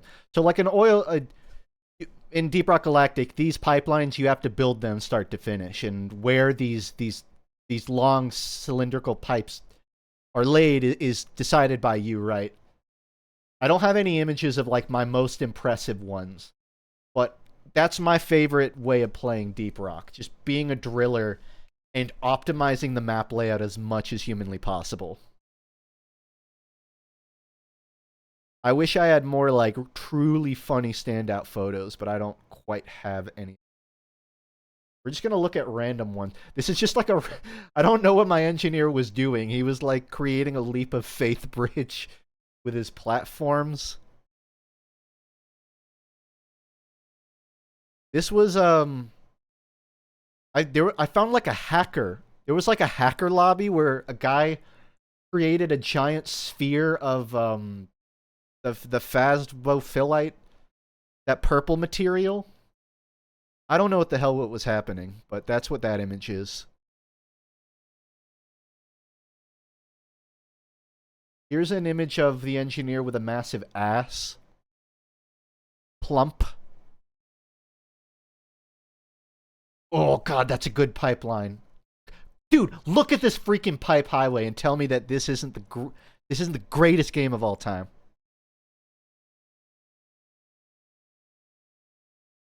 Oh, I didn't mean to show that.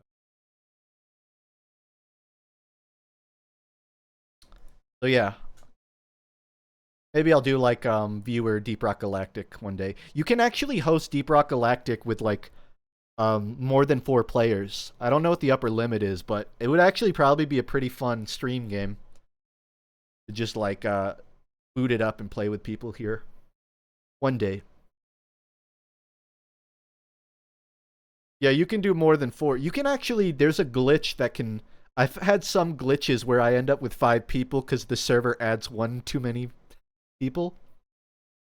Have you experienced pipe hell? Yeah, it's when people try to make the pipe go directly to the refinery, and then you have 3 pipes that go nowhere near each other.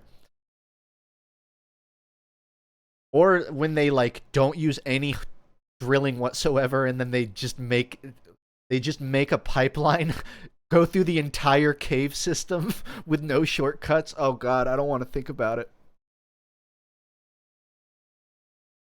There was one time, I feel so bad. I don't have an image of this, but I made a pipeline and I was just fucking around, and I would make the pipeline do loops. It would like circle in on itself and it would go up and down. It would have loop-de-loops and hills. I literally tried to make a roller coaster with it, and it was not practical at all. But by the way, Deep Rock is more than just laying pipe. It is going to collect mineral. Like it is just running through a cave system and mining shit off the walls. It can be standing on a big drill and then just following it as it goes down. There are a lot of different missions. I just really like the laying pipe mission.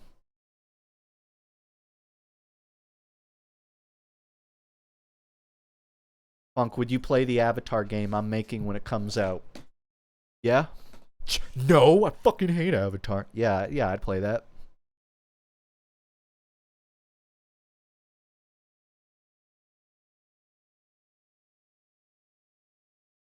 Right. Doing another scroll through to see if anyone is asking questions, because I know I've been gone for a while, so a lot of people have random things to say. I kind of related to the part of the video where you discussed your strengths as McGinnis and your teammates not capitalizing on it. This is exceptionally frustrating when you're a Paradox main. Yeah. I will say I saw some people expressing a concern that like I was just blaming my team a lot, and I was never really taking responsibility for my own failures. I do think I showed a lot of my own mistakes, but I never really bluntly said, sometimes I fuck up and I wall off a teammate and they die because of it. That would have been a good section to have. Sometimes you do just fuck up and you fuck your team over. But the truth is, a lot of Deadlock is like someone else needs to, like, you cannot always be the one to capitalize off of the thing that you do. Like, the tempo of a match necessitates other people to also capitalize off of it. And if they don't do that, it's really annoying. And Paradox, I could totally see that, because Paradox's ult, Paradox is amazing at higher elo because she has one of the best engagement tools in the game. She can take a team that is turtling and she can say, no, fuck you, you're coming out here. It's terrifying. I mean, like, it's not as good as like a Bebop hook, but it's still really good. Or I should say, it's much riskier than a Bebop hook, but it is one of like the most consistently efficient engagement tools if your team follows up on it. That's a big asterisk. If your team isn't following up on your swaps, especially after the nerf, where they made it way faster, it's hard. Really hard. Paradox was the first hero I mained when Deadlock first came out. By the way, I got into Deadlock, I want to say, like 2 weeks after that whole Uncle Dane thing happened, so it would be like August. What happens after August? September? Maybe like early September-ish. I've been playing for like 7 or 8 months, I feel like. So I've been in Deadlock for a while. So it's like a very different game. Not a very different game, but it's a fairly different game from when I had started playing it. Like, I will literally pull up my earliest Deadlock screenshots. It's before they even added the cell shading. This is what Deadlock looked like when I started playing. And I'll find like another photo to just really give you an idea. Like, they changed the art style a lot. So like, this was like 5 months ago. So they're iterating on Deadlock a lot. Anyways, I was mainly playing Paradox at this time. And one of the first builds I made that made me fucking love this game was I made a Paradox build. I think this is it. Where I can run at 50 meters per second. I can run almost as fast as a boosted rail. It was not really this is only like a low SR. This is a low MMR build. Like, this shit stops working by the time you get to Oracle. But it's really, really fun because you can run across the whole map in like 10 seconds. So I would just run across the map super fucking fast. I would be in one fight and then I would teleport into another one instantly. And when I did that, I was like, this game is going to be awesome. Because, like, what other MOBAs let you make builds that change your hero that much? That let you do things that far out of your hero's base kit? I don't think you can do shit like that in League. Like, maybe you can do outlandish stuff. I only have 100 hours, and I don't know a lot of League, so I'm not going to talk on that. But Smite, you sure as shit could not make a fast run build without throwing. I'm sure Dota has some goofy shit, but I can't imagine that you can spec into... I'm sure there are cheese strats. I'm not going to talk on that one either. But I'll just say Deadlock facilitates the kind of goofy shit that resonates with me on a spiritual level. And that's why it stuck with me. I made like a video called State of MOBAs, and at the end of that video, there was this one quote where I said, I always felt like an FPS MOBA would be the ultimate addiction combo. And on the screen, I show Dota and TF2. So, whether or not you like Deadlock or even care that I made a video on it, I hope nobody is, like, surprised that I made a video on it, because this shit was made for me. This shit was made... They took my DNA, they scanned it, and then they... Gabe Newell used that weird neuralizer VR tech they're using to make sure that whatever game they made would please my brain chemistry. And you know what? They did it. Fun-ass game. I'm not saying it's a practical use of time. It's really not, but neither is any video game ever, really.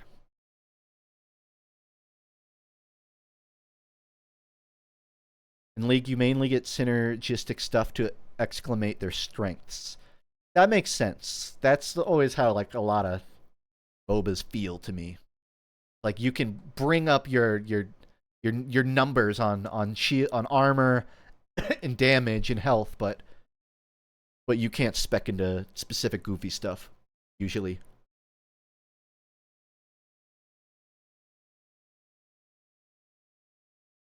All your videos were made for Deadlock. I mean, yeah, you could definitely find a through line. It's surprising I never took to Dota quite as much, but Dota is way more of a chess game. And I think the movement ape in me just needs a bit more dangling keys. And you know, god damn it, they found it. They put the dangling keys in for me. How do you feel about Deadlock's balancing? I feel like it was incredibly back and forth with buying items, which to me felt like it was taking away from a character's core build. I have complex feelings, especially as a McGinnis main who does not play a lot of other heroes, and by the way, I'm pretty shit at a lot of other heroes, I'll say. I'm probably a half-decent Mo Krill, I'm a pretty decent Viscus, and I am a serviceable Kelvin.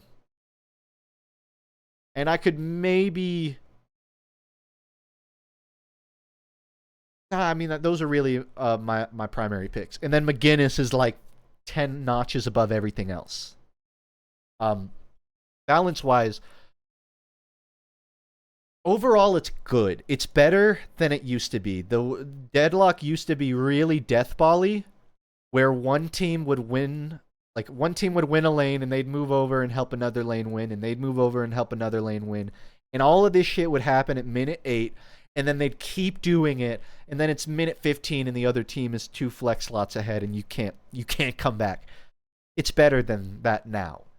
It is, balance-wise, most of the time, there are very few characters who are, at least at the level I play, there are very few characters who control the tempo of an entire match. Calico, still a little too overtuned. She still has a little too many getaways. Other than her, I don't really encounter anyone that is, like, unfairly strong. The issue with balance is more in, like... I have to really think about it. Because I'm thinking both on, like, Phantom Oracle level, and then everything above and below that. Like, it is still very counter-itemy. Like, a lot of your build does have to be dedicated to, like, I gotta fucking buy debuff remover, I gotta get warp stone, I gotta get a bunch of items that don't service me in making my gameplay more fun, but rather just preventing my teammate from getting away with a bunch of evil shit. I don't think it should require... I think the game does not... What's the word? It does not reward defensive building enough. Like, if you build defense early out the gate, you will get out ramped by someone who's building all damage. Like, if you're in the lane and you're like, all right, I'm going to buy shields and I'll buy a counter item, you're going to lose the lane because you're not going to have any damage output. You're going to lose all of your troopers, and then you're going to lose the fight anyways because they're going to burst through all of your defenses. I think it would be nice if you could get a lot of defense for a lot cheaper in the game. That would make it easier to just focus on buying the fun items. But it would also potentially make the game more stalematy, because if it's too easy to defend, matches start stalemating. So I understand the design philosophy behind it. It can just be very annoying when you're going against these massive fucking bruisers like Calico, where it's like, even if you try to outramp them on damage, they already have 4 built-in escape items. So it doesn't, like, even if you can outdamage them, they can get away with it. That's annoying. So I'm okay with counter items as long as like that is a quarter of your build and not 2/3 of your build. I'm kind of okay right now with the balance of the game. I'm okay with the balance as a whole. I'm not okay with the balance of McGinnis as a whole. I think that is where like my struggle talk about it is. Partially because I don't play a lot of heroes, so I don't know what problems other heroes have right now. But McGinnis right now, she's a jack of all trades, but like she cannot specialize in anything better than anyone else. Like Kelvin is a better healer than her. Wraith is a better split pusher than her.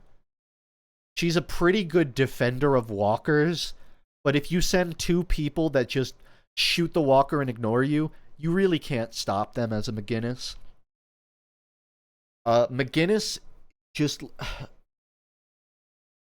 I want to talk about it without being like a baby or we're talking about things people don't understand, but McGinnis has turrets, right? But the turrets are not useful for combat. They really aren't. They are a tool for... You throw them at a Guardian so the Guardian will shoot your turret and not you. They are a tool for you throw them on the flank so you know if an enemy is coming. They are a tool for you can throw it at a wave of minions and it'll stop them from pushing. Turrets are not a tool for stopping someone from walking up into your fucking face and killing you. You can put 2 turrets down under your Guardian and a lot of enemies won't give a fuck. They will just walk up to you if you're under half health or even like under... If you've taken 25% of your bar, a lot of burst heroes will just pop in, beat the shit out of you, and walk out, and your turrets won't help at all to dissuade them. And most McGinnis mains across the board are like, what is the point of my turret right now? What is this useful for if it's not useful for fighting? What? And it barely even damages NPCs. I think personally that they should make turrets have an upgrade that gives it +2 active targets. I think the turret should be able to hit multiple targets. Then it can proc slows on multiple targets. Then it's more useful for clearing waves. It's more useful for denying pushes. I don't know if they're going to do that. No one knows what they're going to do with McGinnis. The other issue is her heals and her wall. Very, very useful, but they're massive cooldowns. So once you use them, you're a sitting duck. So with all of that, with her low mobility, McGinnis, against a team that like knows what McGinnis wants to do, she can't do anything. She can't split push because she'll get jumped and killed, and she won't be able to escape. She can't keep up with a team fight because it's just going to move faster than her. She can kind of play to wall her teammates and help them, but it's just like just play Kelvin. I guess don't play Kelvin. No one plays Kelvin, but it's really hard to find her niche right now because she does all of these things pretty okay, but she doesn't do any one thing really well.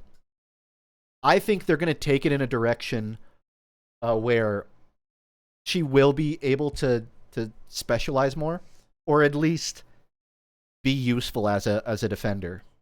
Drink water, man. I am. I'm sick. Still sick. But you're right, I will. Sorry, I know that's gross. I will drink water. Yeah, sorry, that's my spiel about McGinnis. I could be more articulate and thorough, but I don't think this is the time and place to do that. I hope that they rebalance McGinnis to be a bit more effective across the board. Give all of her abilities a bit more utility. Make her ultimate better. Do all of that, and she will be a fun hero. She already is a fun hero, but she's fun for me where it's like her being non-meta is fun. She has like one of the worst pick rates right now at above a certain rank. I think Kelvin is still like the lowest pick rate above like Phantom, but McGinnis is definitely a nearby second.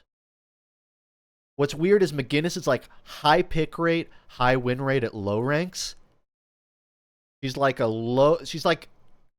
average win rate, average pick rate at middle ranks, and then high win rate, low pick rate at high ranks.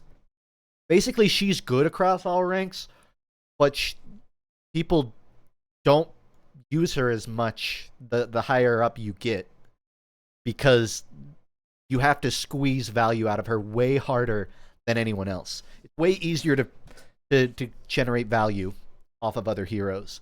And honestly, her win rate is inflated by the fact that 3 people play her at those ranks. I got like my first Eternatus match a week or 2 back, and I went like 1-7. I got my second Eternatus match, and I won that one, so that was nice. But yeah, it's no man's land for McGinnis players up there. That's all I know.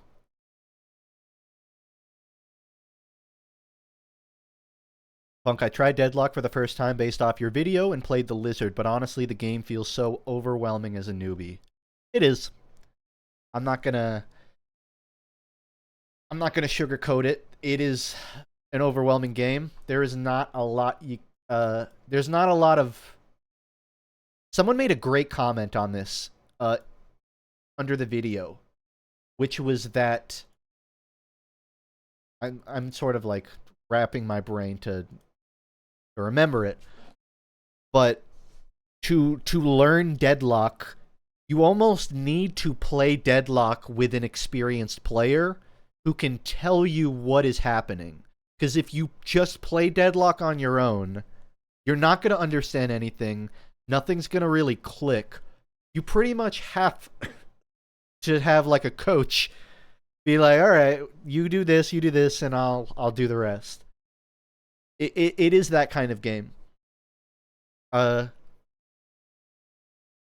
another, I don't know if this was the same comment or a different one, but that the qualities of a good teammate, which is the ability to apologize when you do something wrong, the ability to ask questions, the abilities to adjust, those qualities of a teammate I'm losing my own train of thought here trying to equate it to like a nature metaphor, but like the players who exhibit the qualities of like a willingness to adjust tend to be they tend to climb ranks faster. They tend to make friends faster to play with.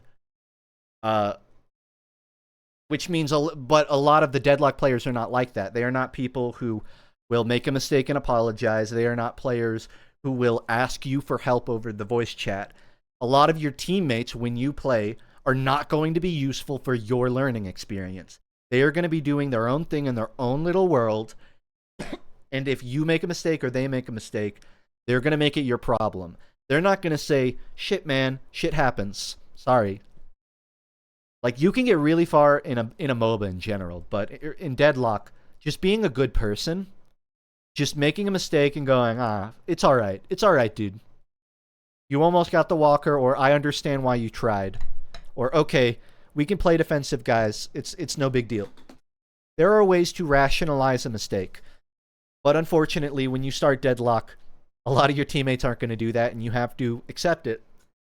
Either, if you have a friend who plays Deadlock and you want to learn Deadlock, play it with that friend. If you don't have a friend who plays Deadlock and you want to play Deadlock, good luck. I hope you have a strong stomach for toughing it out, or I hope you consume a lot of content and you can get a head start that way. It's not for everyone. Like any game, you have to gauge, like, what am I playing video games for? Am I playing video games because I want to relax and not think too hard? Then Deadlock and MOBAs are not for you. Do you want a game with high levels of skill expression, with high levels of player interactivity, with a lot of complex, multi-objective, long-form 40-minute matches, almost like competitive? Then MOBAs are great. They're fantastic. Even if you just view it as like a quick thinking tool, I do think MOBAs are like, I don't have the statistics. I'm talking out of my ass here, but I bet you if you strapped up the analyzers of the brains of MOBA players, the better MOBA players would have a better developed sense of, like, maybe not critical thinking, but reactivity, the ability to quickly improvise to challenges, at least within a certain box, within like gameplay. Like, maybe if their relationship is going south, they don't adjust, but in a MOBA, they're very quick-witted and misogynistic. You'd probably find that on the neuralizer as well. But, like, MOBAs are good for developing certain, like, mental skills. I know that's, like, a cheesy thing, but I am of the opinion that, like, certain games do increase your ability to think quickly in certain ways. I'm putting big asterisks there, because being good at a MOBA is not going to make you think quickly when your house is on fire, right? But if you are, like, aware enough to apply that knowledge elsewhere, it is useful. Like, just the way, like, just, it's honestly not the worst way to apply empathy into a simulated experience. It's not the worst way. Unfortunately, if you don't go into it with empathy, it's not going to get applied, and you're just going to harass somebody for 40 minutes. But if you play Deadlock and you apply empathy to it, you're going to identify quickly, my teammates make mistakes. It's not the end of the world if they make mistakes. Even if we lose the game, it's okay. You can apply that knowledge to anything in the world. To your work, you can apply that to your personal projects, to your family. Like, people are going to make mistakes, and I cannot flip my freaking lid just because it's not the outcome I wanted. It is a vignette of how life works. And that applies to more than just Deadlock. I'm not saying this as if Deadlock is the only game that does this. I'm saying Deadlock expresses it in some of the most diverse ways. In a lot of different ways. But that applies to anything. That applies to any multiplayer game, any co-op game. So, I don't know. Like, games, I think that schools should have an entire period where we play video games, and that'll be the learning experience. That's the takeaway from this rant, I guess.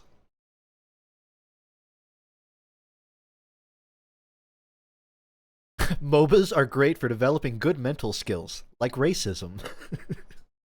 Yeah. Yeah, there's a lot of that.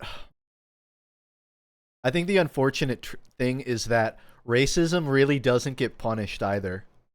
I have seen some raging bigots in Deadlock multiple times, which is telling me, like, they're not getting funneled out of the system. They are just allowed to keep playing. I believe Dota was similar, too. Like, there are people that talk mad shit, but as long as they're not hacking, it doesn't really culminate in anything. Which is unfortunate. Hey Funk, loved the new video. Your script writing reminded me of Holding Ideas, so I was wondering if his stuff was a conscious influence. Absolutely. I talked a bit earlier in the stream, so I'm not going to reiterate too much, but Holding Ideas was 100%. I don't think I'm going to make every video quite as inspired as this one, but it's no secret I was trying to write from his POV for this one. It was also like a little bit brain dump, but brain dump was an inspiration to me like 5-10 years ago. So that one is a little more dormant now. Your video increased the Deadlock player count. Hell yeah, maybe Valve will finally read my feedback on the forum. I have like 15 threads in the McGinnis feedback, and they have responded to one of them. Valve read one of my McGinnis feedbacks, and they said thanks for the feedback. And then I made 10 more, and I have not heard anything from them. They don't need to take my advice. I just hope they do something. I just hope they rebalance her a little bit.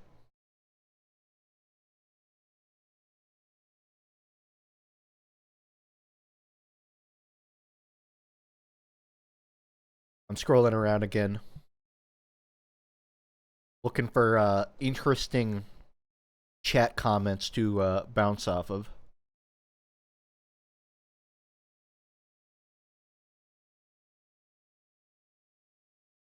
I think more Deadlock players need to be okay with losing a match in an unranked mode. Yeah, but you also need to understand most online games are like a honeypot, or maybe a fly zapper, as a better metaphor, for very hormonal, emotional, younger teenagers, but I'll say kids who don't who put a lot of their own self-value in their moment-to-moment experiences. And if their immediate momentary experience is a loss, that is like guttural for like a 14-year-old boy. To lose a MOBA game, like that is the worst shit to ever happen to you. For a lot of those people. a lot of the times, like the people who really lose their shit are like a 14 or 17 or even like a 22-year-old kid in a MOBA who's pissed off at losing because they are playing that video game as like a meritocracy, as like this is the one place in my life where I can win off of my own merit, and if I lose, it must be because of someone else. It is the worst thing in the world. I don't want to feel this feeling. They aren't. I keep like straw manning, so I'll just say a lot of players cannot separate the emotion of losing from the social reality of losing. Like, losing anything sucks. It is not fun to lose. It is even less fun to lose and have someone whining in your ear about it and blaming you and complaining. And it's like, yeah, maybe I did do something that caused us to lose, but is reminding me of that really gonna accomplish anything? Is reminding the person of that who might not even like be listening to you, who might not even like believe you that they're the problem. Like, what? Like, is it really that important? I think it's important to separate yourself emotionally from that. I am a big nerd, and I've said this probably a dozen times on stream, but there is like old Taoist concept that, you know, your self is a vessel, right? Your soul, whatever you want to call it. And it is most valuable when emptied, right? Your soul, your essence, your brain, your mental, we'll say. At the end of the day, you should empty it of all its of its negative emotions, of all your grudges and your like your qualms. You need to put them at the door. You need to flush them down the toilet. You cannot spend your life carrying around all the shit that pisses you off, all these reminders. And it's the same thing when you're like losing a MOBA match, man. Like, you lost, so just empty the pot. Just empty all of the unhealthy feelings, and don't empty them on your teammate. Empty them into the river, or empty them somewhere that no one's gonna. Empty them into your therapist river. I don't know. Just don't, like, because when you're like unloading on somebody in an online game for not performing the way you want to, you are unknowingly harboring around this resentment, and it's blasting out of you like a shoop de whoop. God, I really am old. It's blasting out of you like this excess energy because you won't just dispose of it. You won't just let it go through your digestive system internally. You won't let it sort of swirl down into your intestines, gobble it up, acidify it, and then poop it out. That's what you should do with anger. You don't need to like spit up your anger on someone and then start yelling at the spit. Like, just suck it down.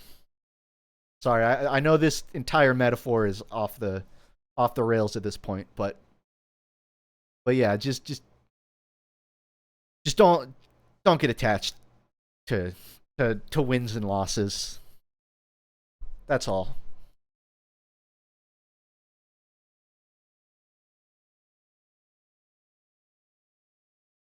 You must remember, a bowl is most useful when it is empty.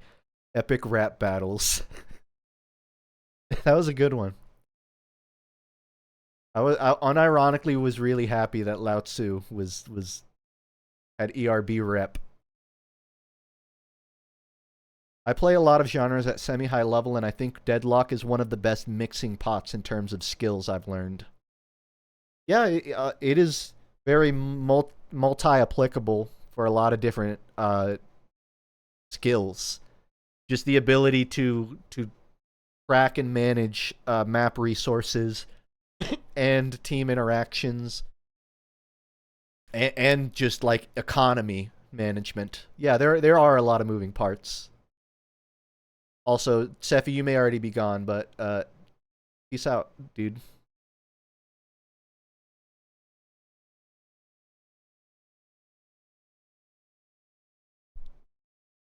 Funk, what did you think of JJBA Part 6? It was good. I like David Pro, but I still don't like. This is like a modern issue with anime and crunch culture and all of that, where they replicate the frame. What would be the right word for they translate a frame from manga to TV really well. They have good impact frames, but there's not a lot of weight to the movement. There's not a lot of in-betweens in the animation. JJBA Part 6 had the same issues a lot of JoJo's had, which is that it looks really good, but the animation is limited often, very often. And it bothers me because, you know, like when I read Part 6, I felt it, I sort of envisioned it much more, I don't know, alive in its motion during a lot of the fights. like just them flying up and Jolene pissing themselves. Just a lot of these scenes where really dynamic character actions happen. This is like me being an animation nerd, and like this is what I watch stuff for, right? That's what I wish more modern anime did. Like Invincible, great show. It's all impact frames, not a lot of in-between stuff, and that bugs me. Same with JoJo. I'm still looking forward to part 7. I think it's going to have the same issue. You know what didn't have that issue? Blue Eye Samurai. What a good fucking TV show. If you have access to that, or you know how to get access to Blue Eye Samurai, just watch it. Just drop what you're doing. Close the stream and go watch Blue Eye Samurai. That is my favorite 3D animated show, period. If you want to say like CG anime, then it's my favorite CG anime. But it's just one of the best animated, like consistently, like as a TV show. I'm excluding like like Perfect Blue type animated movies, but like animated TV, it is consistently really good. Not just because the fight scenes are well animated, but because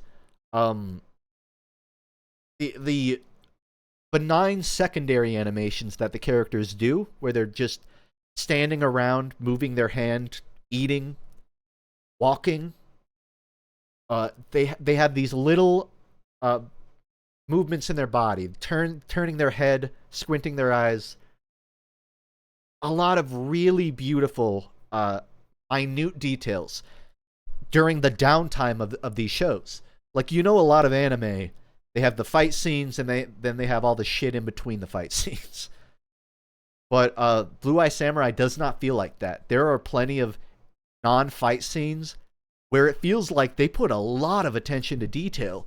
I don't even want to spoil anything, but a lot of Mizu working the metals at the furnace, that stuff is like beautiful work.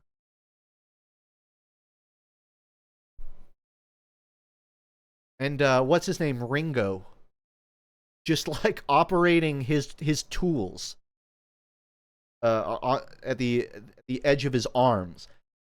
A lot of stuff in that is so beautifully animated and done with thought. For not just like how is this serviceable, but actually what would this character naturally do during this downtime?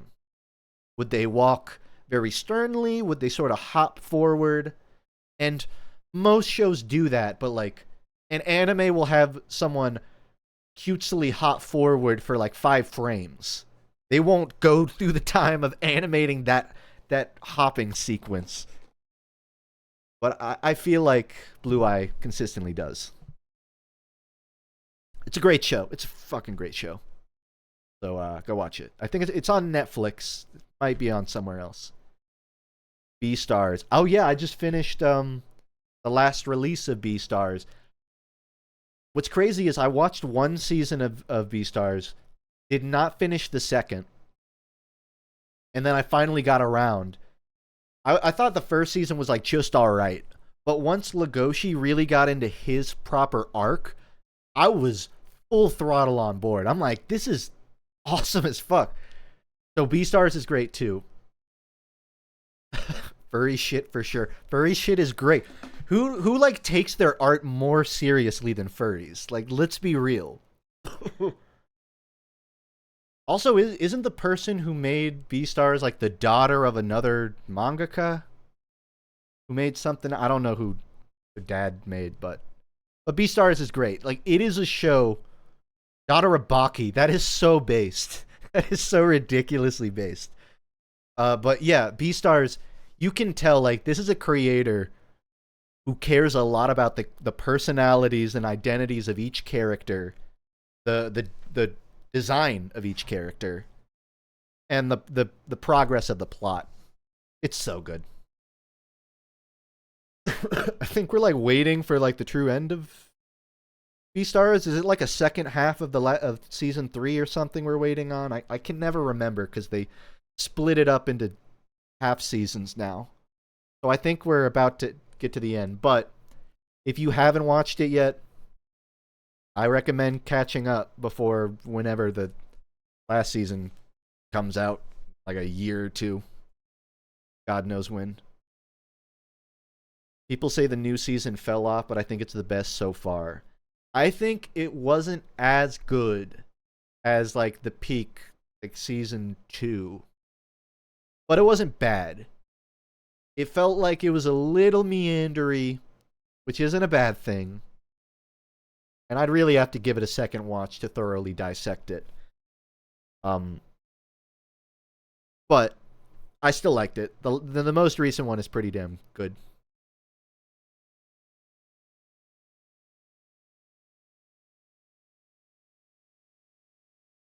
Funk, what's your favorite pillow song?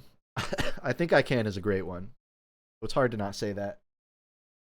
What's the one that goes I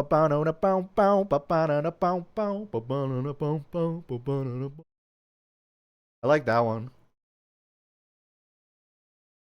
You know what I just realized? I have an entire pineapple spinach smoothie that I made before the stream right here that I never drank. I need this to survive.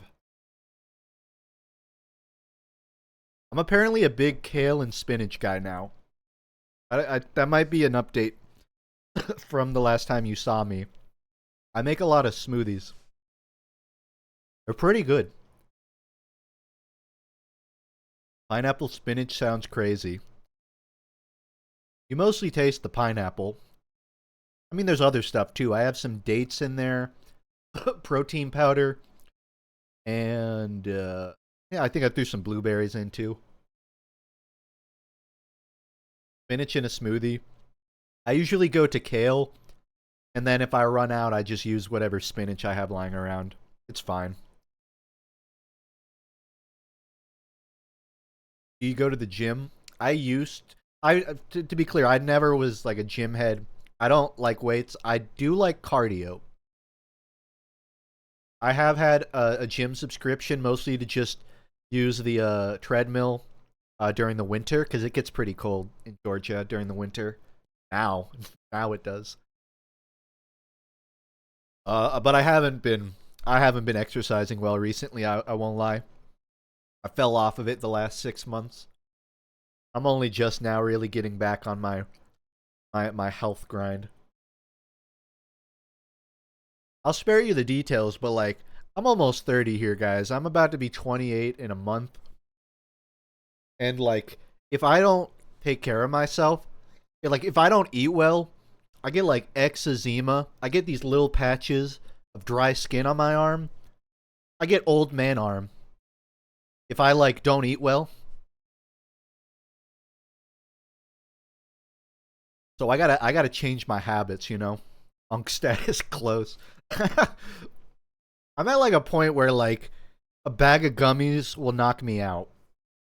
Like peach rings. Like if I go to a gas station and I get some peach rings, I'll be like, damn, these are great for like an hour. And then 2 hours later I'll be like, fuck, I shouldn't have eaten those. So it's funk. That one's gonna stick around for the next 10 years, I'm sure. So yeah, I am old. But I don't feel that much older. Like my hairline wasn't that great when I was 19. It's not bad. Like I had like my bangs grow kind of like bowl cutty, so you would never notice my hairline. I don't have a widow's peak or anything, but like that's not a big issue I've had reaching 30. The hair is not as big of a one. I still can't grow a beard for shit. But sometimes I get back pain. It's not like back pain. It's like a sting in my back that makes me think, "Oh, this is it. This is it," and then it goes away. If I like to sit crisscross, but if I do it for too long, my right knee will just start fucking up. Like it'll start feeling like it's pinching. I know I really am old man complaining about shit now, but but like I don't care. for about the effects of aging. I'm pretty content with where I am, who I am. I don't mind. Objectively, that's just where I'm at. That's what I'm experiencing, but I don't feel like limited at all. If anything, I feel like I have developed the best critical thinking skills in the last few years. Now that, like, specifically having, there is not a point where you feel like, oh, my brain is fully developed. That does not happen. But there was a point when I was like 25 or 26 where I was like able to make quick logical judgments that I would never be able to do when I was 22 or 23. Like, I was much more impulsive, or I would not think things beyond a surface level. So that, like, there are very good benefits. Like, I am a lot more patient, and I can actually envision goals that I want a lot more realistically.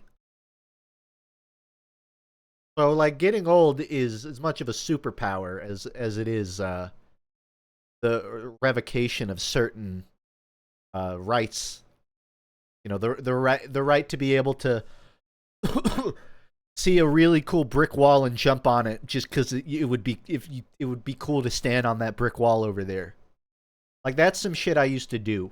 When I lived in Florida and I was in high school, I would literally just, like, while I was just driving around for work in my off time, this is like way back when I was just an intern in an office. Like, on lunch break, I would just find random trees and climb them. Like, if I was parked for lunch in, like, an abandoned lot, I'd go find a tree and climb it. And I can still do that, but I don't really have a desire to do that. So that's not necessarily a right that's been revoked, but it does feel sort of like a right that's been revoked. Like, I feel like if I was seen doing that at 20, I'd get away with it. But if I was seen doing it now, someone would show up with a police report. So I avoid that. Rolas is whimsy. For you, that's where you're wrong. I'm very whimsical, but I'm whimsical on my own property. I'm whimsical on my parents' property. When I'm in my backyard with my dog, I will jump on our little brick wall and taunt my dog, right? I'll run circles around. I'm just not going to do that in public. I got nothing to prove. Damn, this smoothie's really good. I can't believe I waited to drink this. Thank you, Shoebug. Hope you're doing well. I thought the Deadlock video was really good. Thank you for making it. I'll be honest, the Deadlock video, for as much as it was a video I wanted to make, when I conceptualized it, I was like, dude, I haven't uploaded in a year, and I need to make a video, and to do that, I have a mountain of Deadlock knowledge that I need to offload. Like, I have to get this out of my system. So I almost had to make the Deadlock video so I could empty my system of all this Deadlock shit and move on to a different thing. Which I intend to do. But, like, it would not have been possible for me to come back and make a video on anything else other than Deadlock, because it was too front in my own brain to not be talked in depth. It was also just a very useful tool for, like, catching people up. Like, the first 5 minutes of the video, I know it's a little, like, redundant and unnecessary. Like, the whole thing about co-op games and team-based. That a bit of that is, like, you could skip past it and not miss much. But a lot of that is kind of contextualizing what I've been up to in the last year. Like playing Rock Galactic, Rivals of Aether, playing a lot of team-based games. It kind of helped me go like, hey, I'm FUNKe. This is a lot of the stuff that I like, and here's something that does it all. So it was pretty useful as just like a returning to video for me. Surprised you didn't get into the character writing or personalities. Yeah, Deadlock is great for that, but the game is nowhere near being finished, and they keep changing stuff. Like, did you know Holiday was going to be McGinnis's girlfriend during Neon Prime? 'Cause voice lines indicated that they were like a thing, but when Holiday was added to Deadlock, there were voice lines added indicating that she'd like to go on a date with Infernus. So it implies that they have retconned that lore. So there was this lore that McGinnis and Holiday were dating, but that has been retconned and presumably no longer exists. So they're constantly changing the lore of this world. Like Viper, their name was spelled differently like less than 2 months ago. A lot of random things change very quickly. So I'm waiting before I talk about any of the art or the lore until it's in a more finalized state. It's hard for me to I wanted to make that video about stuff that I know will be relevant 10 years from now to Deadlock. Viscous used to be honey crazy, right? I couldn't tell you. I know that he used to be like a different creature. He was like a sea urchin or something, and then they made him a sea anemone. They're still figuring out Viscous. All I know is the cube is safe.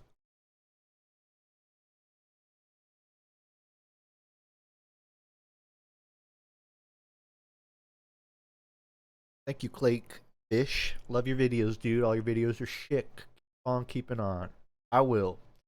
Funk, do you listen to Mags? I fucking love Mags, man. What's Lightheaded? Great song by Mags. If you like that like SoCal surf rock, distorted guitar, indie band, almost sort of like Weezer inspired, Mags is great. I'm trying to think of what else they remind me of. It's kind of Waves core, if you know the band Waves. A little bit. Waves is a bit more screamy. But yeah, like surf rock, like modern SoCal surf rock. Mags is cool as fuck.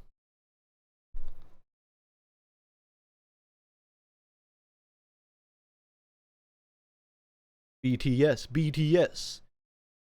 Yeah, I haven't talked much about Big Time Sus. But I don't remember when, but like it must have been like 10 or so months ago, maybe 11. Salty Fish invited me to play on Big Time Sus, which is a Highlander team that has it has a lot of Salty Fish's friends. A lot of content creators like Twobold and Bumbler. But it has like Lazy Purple. We've had like a couple people come and go from the roster as well, but they picked me up on that to play as sniper. And that was my first time playing Highlander since like the last time I played competitive TF2 period was I rang for a Sixes team in like 2018 or 2019 maybe. Before then, the last time I was truly like on a team must have been like 2017. So it had been a long time since I was like on a team. And it was fun. If you don't know anything about BTS, again, Fish has like, he streams all of the matches and he has videos compiling the seasons. But it is a no scrim team. This team does not scrim. Most of them don't have deep, complex TF2 comp knowledge or history. They just show up for the match and dick around. And for the first 2 or 3 seasons, we did that, and it was really fun, but we kept getting the exact same record, which I think was like 4-3. Like, we would get knocked out right before playoffs. And so I think maybe a season ago, I asked my buddy Witness. You might know him from Witness Gaming. They were a very good Sixes team. They beat Froyo one year. And Witness has his own accolades as well. Like, he's played an invite in a lot of different divisions. He's helped run a lot of different things. But Witness, longtime friend of mine. I've gone to like Weezer concerts with the guy, and played TF2 comp with him. So, anyways, Witness. I asked Witness like, "Hey, can you just come over and like coach Big Time Sus a little bit? It's not going to be like a scrim thing. I just want you to do like a demo review, maybe a map review, give a couple pointers." And the second we did that, we started like winning way more. And after like one season of like test running and getting feedback, we not only made it to playoffs as like the bottom seed, it was actually a really cinematic experience. We made it into a 3-way tie for the last place for the final playoff spot. And we won it over a tiebreaker rule, which I don't even know what the tiebreaker rule was. It was a super penny pinching rule that made us get into playoffs. A lot of people were pissed about it. A lot of the teams we beat were like, BTS does not deserve to be in playoffs. And our goal was like, we just want to win one playoffs game. That's all we want. And so we win our first playoff games. It's a little bit of a back and forth, but we win it pretty safely. Then we win the next one too. And then at this point, I can't even remember because it was so intense. But we're like, I don't know, 12th seed or something, or 13th seed, and we end up taking out like the 4th seed, the 5th seed, and the 6th seed, and we end up placing in like, I want to say like 4th or 5th place in the entire div after losing 2 at the end. A team that never scrims, a team that has gotten like 2 demo reviews, and a team where like half of us aren't even playing our main classes or like aren't even playing something we practice regularly. It was like an actual underdog story, and it was beautiful. I don't know if the video is out yet for the last season, but the last season we played was easily like the most like cinematic one. So really fun. And I gotta say, like, Highlander, still just as fun as I remember it. Like, still one of the best esports I've ever played, with so many players, each performing their own distinct role, but when they can all communicate, there's like nothing else like it. You know, like 5 players in Overwatch communicating, very different from 9 players in Highlander, and every player does a super different thing. In a lot of ways, it is like Witness described like Steel, like chess, where a lot of the higher level teams have solved it. Like they've solved Steel. If the enemy does this, you do this. If the enemy doesn't do this, you do this.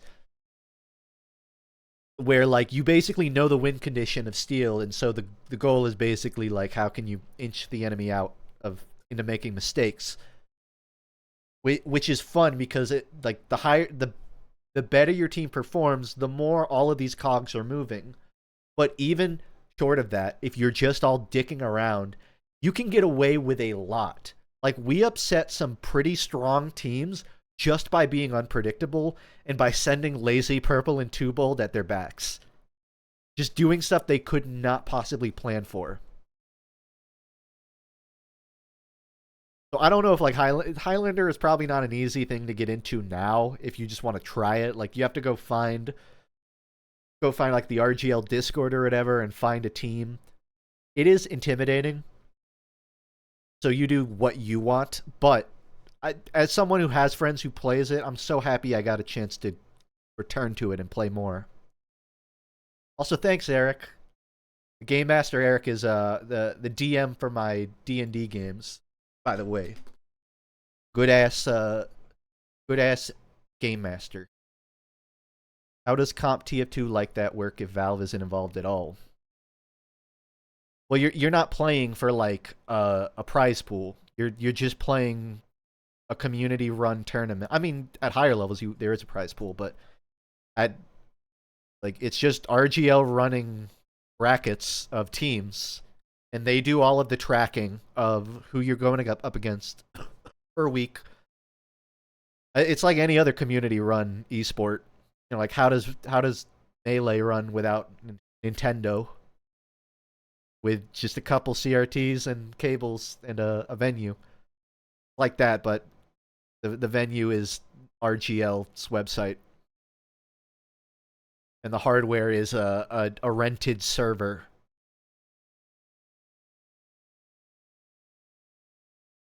Punchy, how would you recommend someone to start off with D&D? Well, the most obvious is if you know anyone in your life that's into that kind of thing, just ask them. It does not hurt. If you don't have anyone in your life that's already into D&D, there are public places to play D&D. There are. I've been in a ongoing campaign with like where Eric runs his for a long time. But if you're just trying to find there are websites where groups looking for a player might have an open system for you to join them, or DMs will have ways to invite anybody to join their campaign. I can't give you specific sources for that. I'm not that knowledgeable, but you do need to be a little crafty, for lack of a better term, and search around. If you want to be more analog, are there local card shops or games tabletop shops near you? Like, just go into Google Maps and look up tabletop store near me.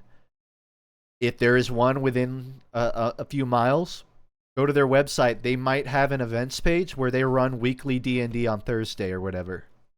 That's a pretty damn good way to get into D&D too. Just find a local place where they're running D&D. See if they got openings and join that. And if that's not an option, you can honestly kind of get familiar with the system before playing it. Like, I've heard people talk about you can run your own campaign for yourself. I don't know if I would go that far, especially if you're just looking for the play experience of a player. But it doesn't hurt to mess around with building a character, filling out a character sheet.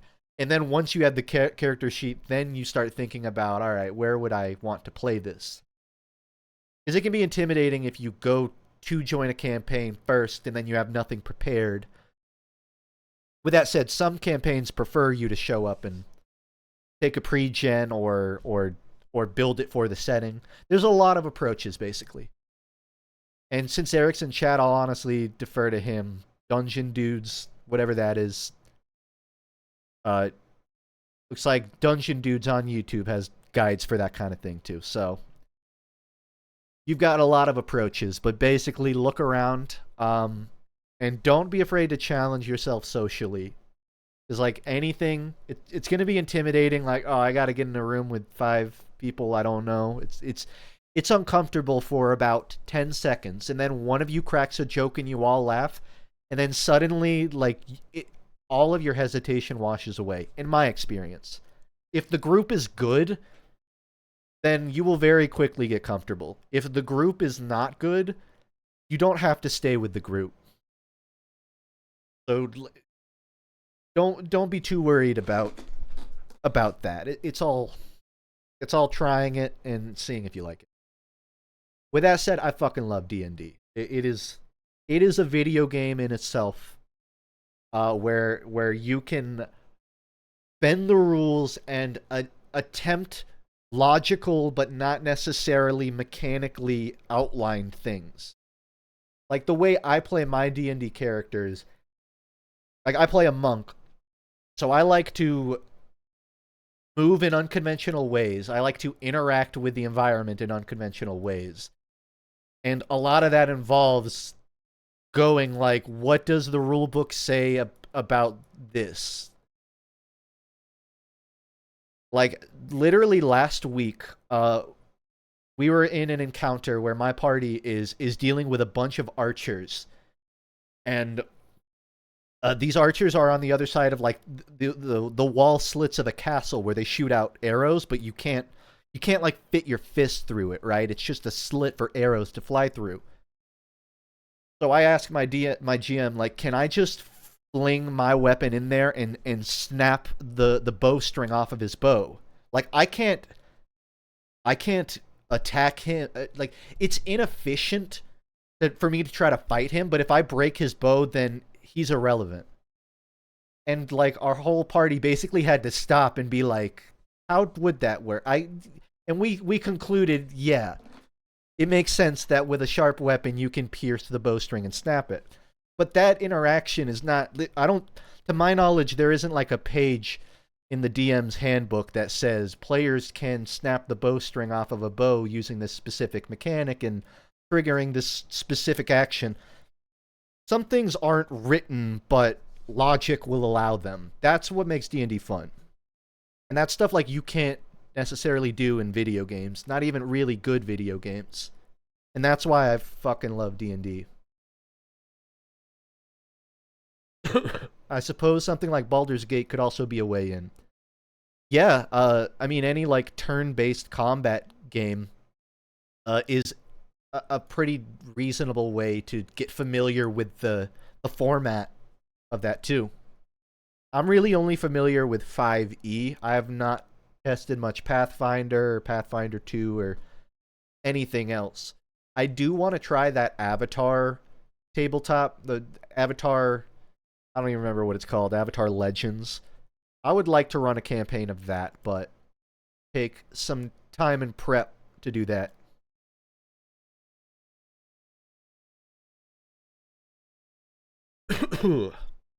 But yeah, I hope that helped.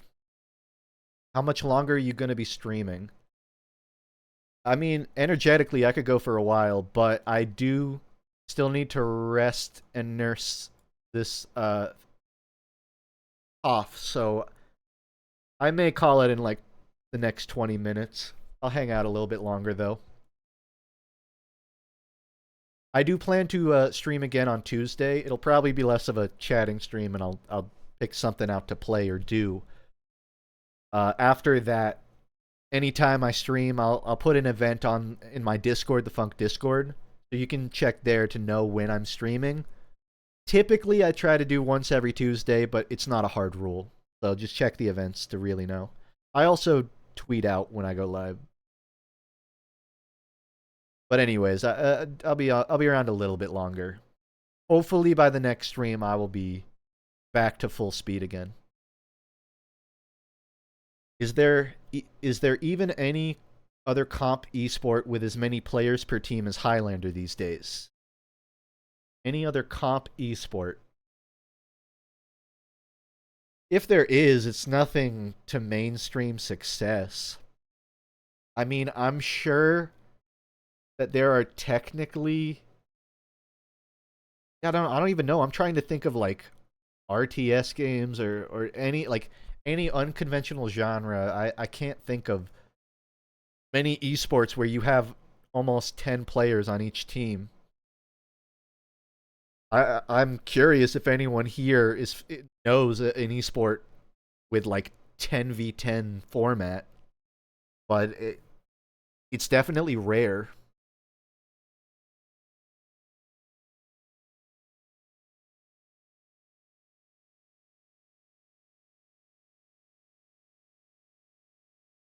Melee 9v9. I don't think so. Fortnite 50v50. You might actually be right. I don't play Fortnite. I don't know if 50v50 is a thing, but I might be right.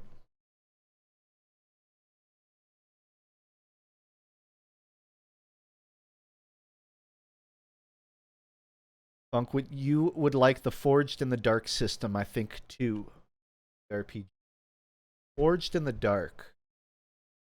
I'm gonna footnote that one. In the Dark. Yeah, I'm always up for learning new systems. Yeah, the consensus from my chat I'm seeing is that there's really no other large-scale 10v10 style esports games, not with the level of team interaction Highlander. Even if like a 50v50 mode exists, you're not 50 players in a call at that point. You're just seeing who has the better players. Funk, I'm wondering if you've ever been burnt out from making YouTube essays on games.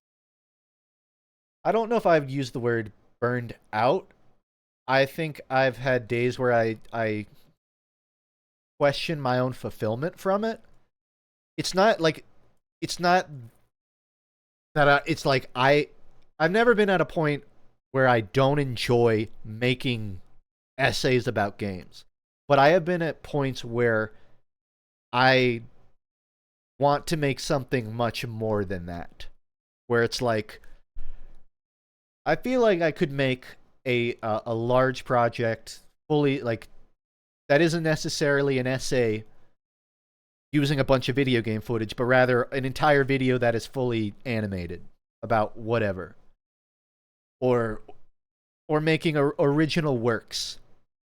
But I don't really see a point in elaborating, because that is the gripe of every artistic person to ever exist. I feel like anyone with an artistic intuition always has more ideas than they are capable of producing at that point in time. And I think reality is being able to balance, like, all right, what is practical to make, and what needs planning and long-term budgeting and planning to do. So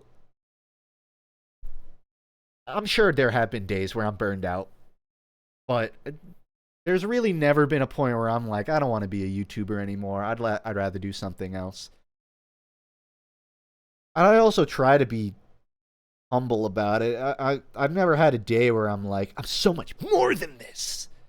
It's like a sense of creative fulfillment of, spending time on a video game essay detracting from my ability to work on something more impactful.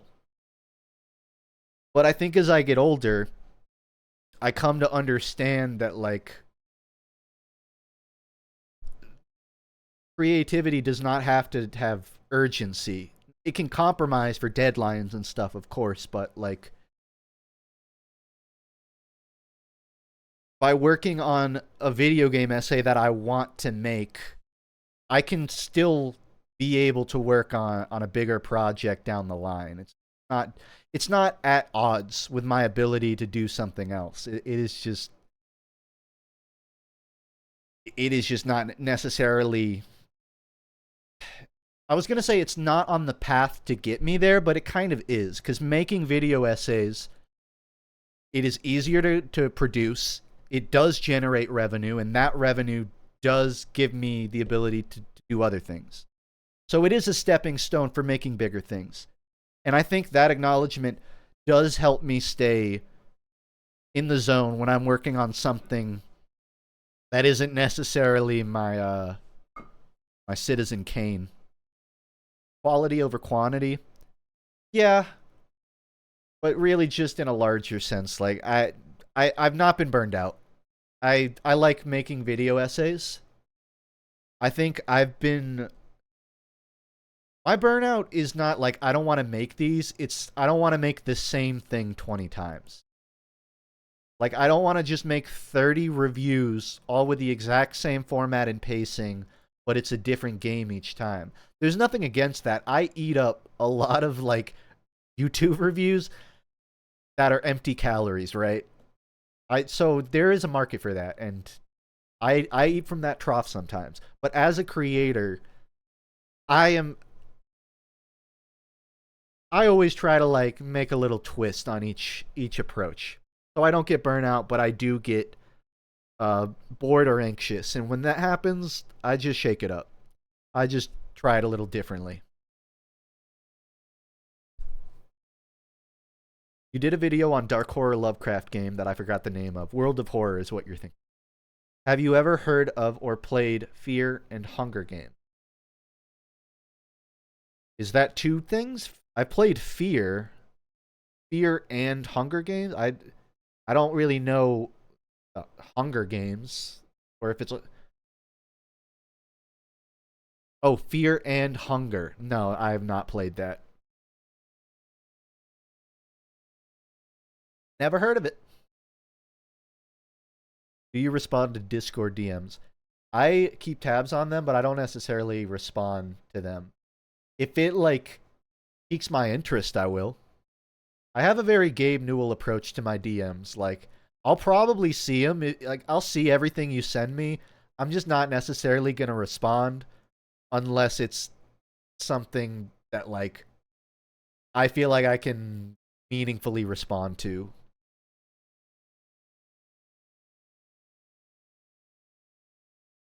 Like, I have some people who, like, message me that they had breakfast every day for a month. And I don't respond, but it's interesting to see it. I don't think you should do that, to be clear. I think it's a waste of your time. But all that to say, yeah, I do keep tabs on, like, my DMs. I try to keep tabs on my email, but somehow the spammers find it more and more, so it gets harder to track that one. What video has been the most fulfilling creatively for you so far? It's hard to I don't, it's not binary like that. It's there's not one definitively most creatively fulfilling.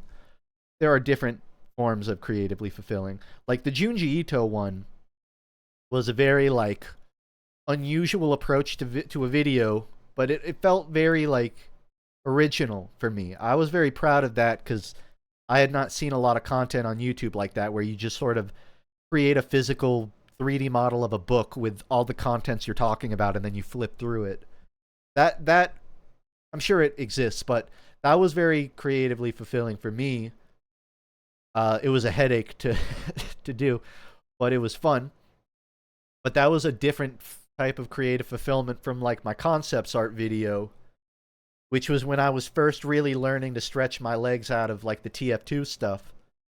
And that really made me comfortable to try other stuff. That video is what helped me be like, I can just do weird stuff just for myself, and someone will like it.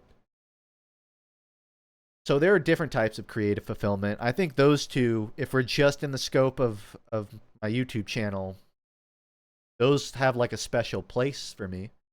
I would say the Deadlock video I just put out was the most, not time consuming, but the most data intensive video. Like, it is the most dense timeline of editing probably by far of any of the videos I've made. Because about 10 minutes of it is talking head animation. Every one of those talking head animation parts has a bunch of background B-roll, which is in itself edited to be color corrected and moved to a corner of the screen with a background. All of the video game footage, I have to, like, put text over it for people talking, or I have to, like, zoom in and out. Sometimes I'm putting in, like, cheesy transitions, and sometimes I'm, like, editing entire things. And in the Deadlock video, a lot of the times I would go into the replay free cam and get multiple angle shots of things just so it was more interesting to watch a clip. So I'm tempted to open up Premiere and show you the timeline, but it might blow up my computer. So if my stream ends, that's why. I'm going to try and get you guys a photo of my timeline working on the video. Most of the videos I make are, like, maybe 6 or 7 video layers and 4 or 5 audio layers. But the Deadlock one, this shit was like 10 video layers, 10 audio layers, and then like a shit ton of nested sequences, an incomprehensible amount of like 30 layers of nested sequences. I'm opening the Deadlock thing, but this file is so big it's going to take like a full minute to actually load. So, while this was creatively fulfilling, I wouldn't call it creatively fulfilling in like the, oh, I've broken new ground on my own personal identity. But it is creatively fulfilling in that I have accomplished like a challenge that I haven't before, which is working with a hellscape of a timeline. And here I'll show you. That was my share X, so don't worry about your computer if you thought that was easy. It's a fucking mess. This is what the Deadlock videos timeline looks like. And to be clear, a smart person would use nesting better to organize this a lot more. I did not learn until around like here how to really organize, and by that point it was too far to go back. All of this is basically like the animated. The purple ones, that's like the Bommy in the side talking. And then all of this is like sound effects and audio and talking over. Now admittedly, like the voiceover should all be on a single layer, right? I did some fuck-ups here. It was an extremely jerry-rigged solution. It's one of those creative things where it's like, I should do this better, but I've already done it this far. I just have to keep going and finish it. That's no timeline, that's Rush E. But yeah, the next video will be more organized, I promise. I've learned my lesson.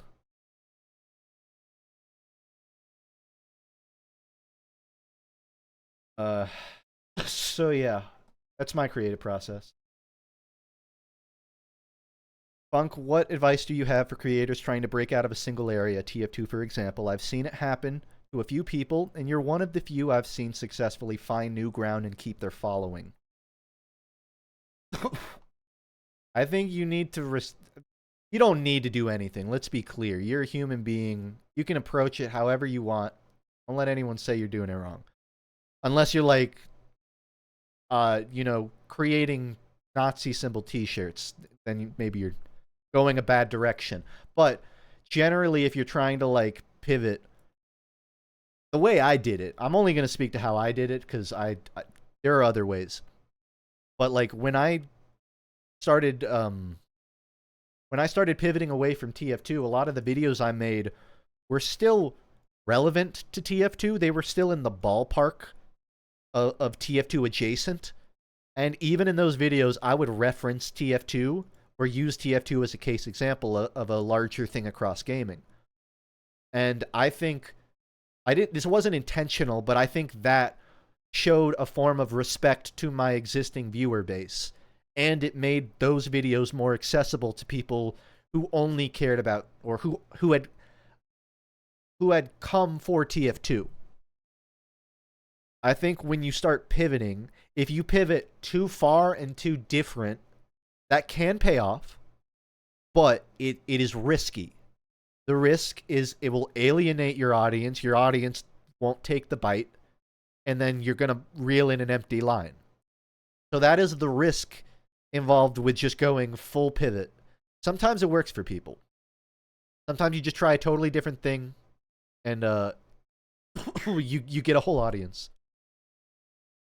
There's not a lot I can say without saying stuff I've already said, you know, a million times, which is just make stuff that you're proud of, you know?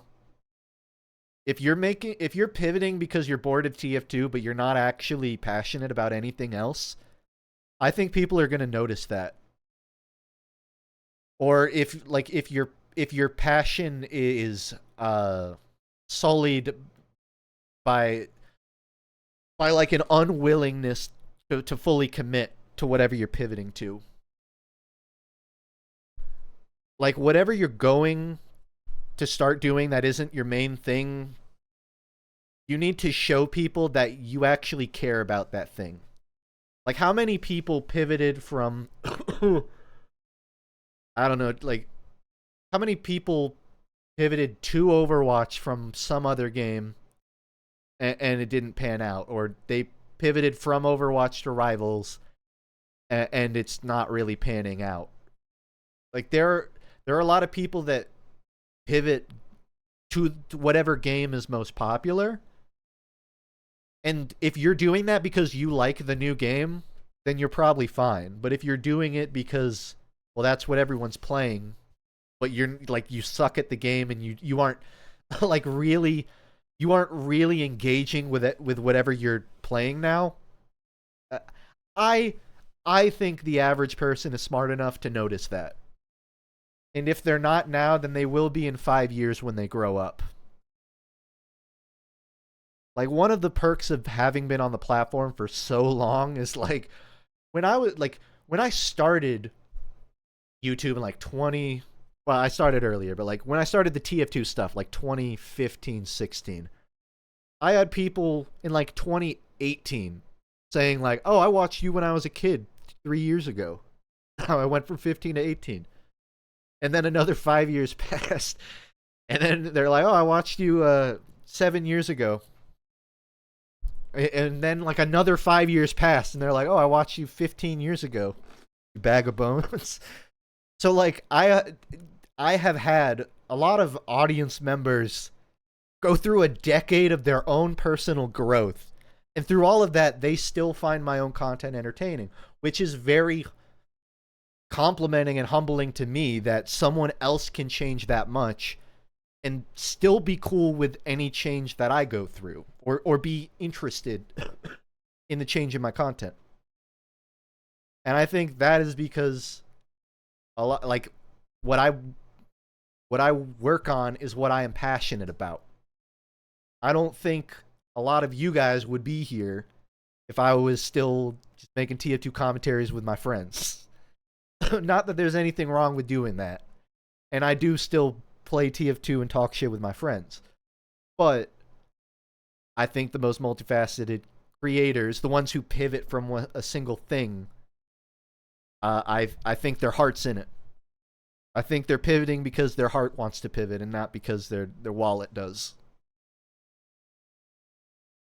But again, at the end of the day, there's no right way to do it. There's no wrong way. If you can make money pivoting, and money is how you live comfortably, then do it. Like, unironically, if you can make a shit ton of money doing dumb shit, do it.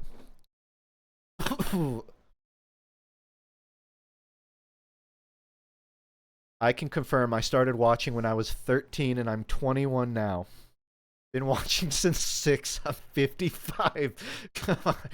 Give me some credit here. But yeah, I'm seeing a lot of people in chat describe exactly what I said, which is that like 10 years have passed and you still recognize my name when it pops up in a feed. That is like mind-blowing to me. And I wish I could return that sense of respect to you, but it's really not possible from my position. So I'll just say thank you. But yeah, that would be my advice on trying to pivot. You gotta jingle keys in front of TF2 fans to get them interested. I don't know. I think viewing it as the TF2 fans is the wrong thing. Because, like, the TF2 community is a splice of the gaming community as a whole, which is that it's a lot of teenage, primarily boys, but teenagers of all walks of life. And those teenagers tend to designate their, like, affiliations with creators based on, like, on familiar ground, right? If you start watching someone for TF2 and then suddenly they're not playing TF2, you've lost your familiar ground. And it becomes really hard to find the through line. I think it's a lot more complicated than just, well, the TF2 community it has no patience. I don't think it's that. I think you got, like, that's just how audiences work, especially on YouTube. I think there's a lot of factors at play, and I think trying to dissect them all is silly. I think you should just make what you want to make at the end of the day. Thoughts on the new Linkin Park album? I haven't actually heard the album. I only knew about the like the new singer. I heard the new singer with her and I liked it. But I never heard the album. I mean, I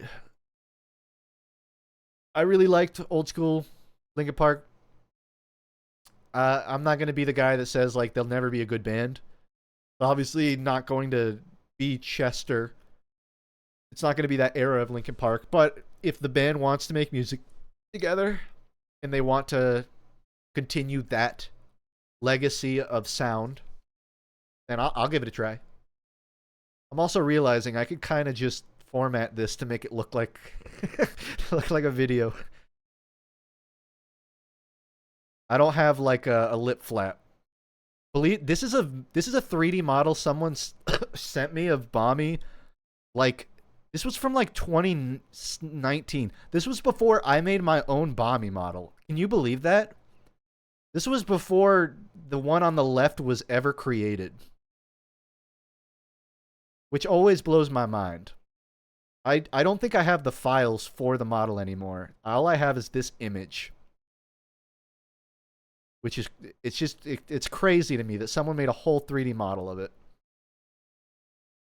It feels so weird staring at this static image after working on a month for like an animated video. I might actually have the background from the video. Give me a sec. PNG tuber. Yeah, I don't think I'll ever do like a PNG tuber or a VTuber thing, because I feel like a lot of the appeal of what I do comes from like the hand animation, and I don't know if I could replicate that through automation.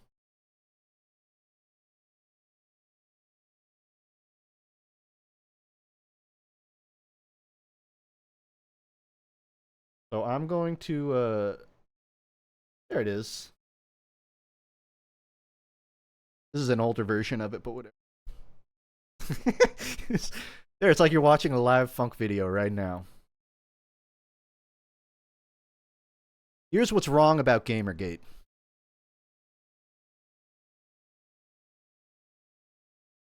I just got reminded of something my friend sent me. So, I don't watch VTubers.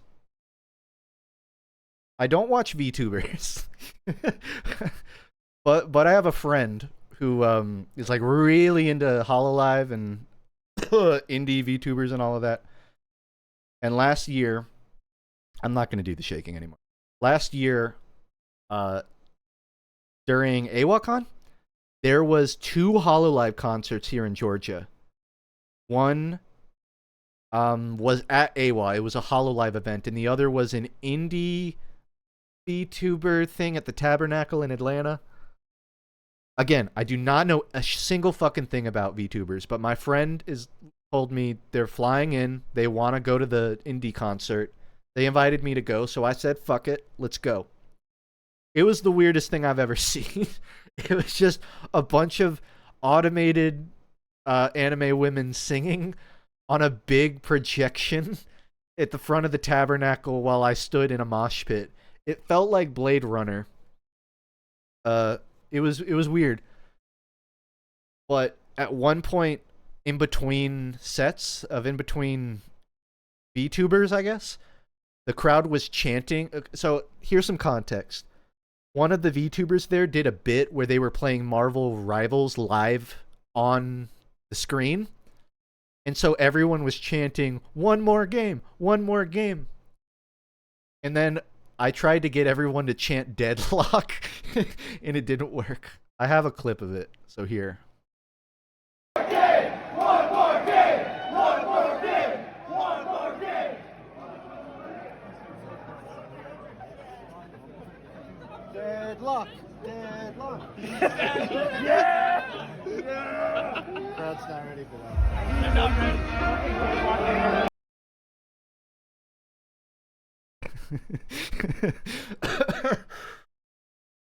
Yeah, so I tried. I wanted to get them to play a round of Deadlock, but it didn't work. I don't regret going to the concert. Again, I would have rather... The main concert was pretty good, because it was Mint and this yellow-haired lady that Mint does stuff with. VTubers, it's these anime girls. They were doing like a Gorillaz concert with a full 3D mocap, and they were dancing. That was cool. Doki, that sounds correct. They had a full 3D rig, and they were dancing and doing bits. That was pretty fun. All of the openers were just VTubers, full screen, singing and bobbing like this. I felt out of place, to say the least. It felt like a cult. But it was fun. So that was really my first experience with like VTuber singing and concerts. It's definitely for people.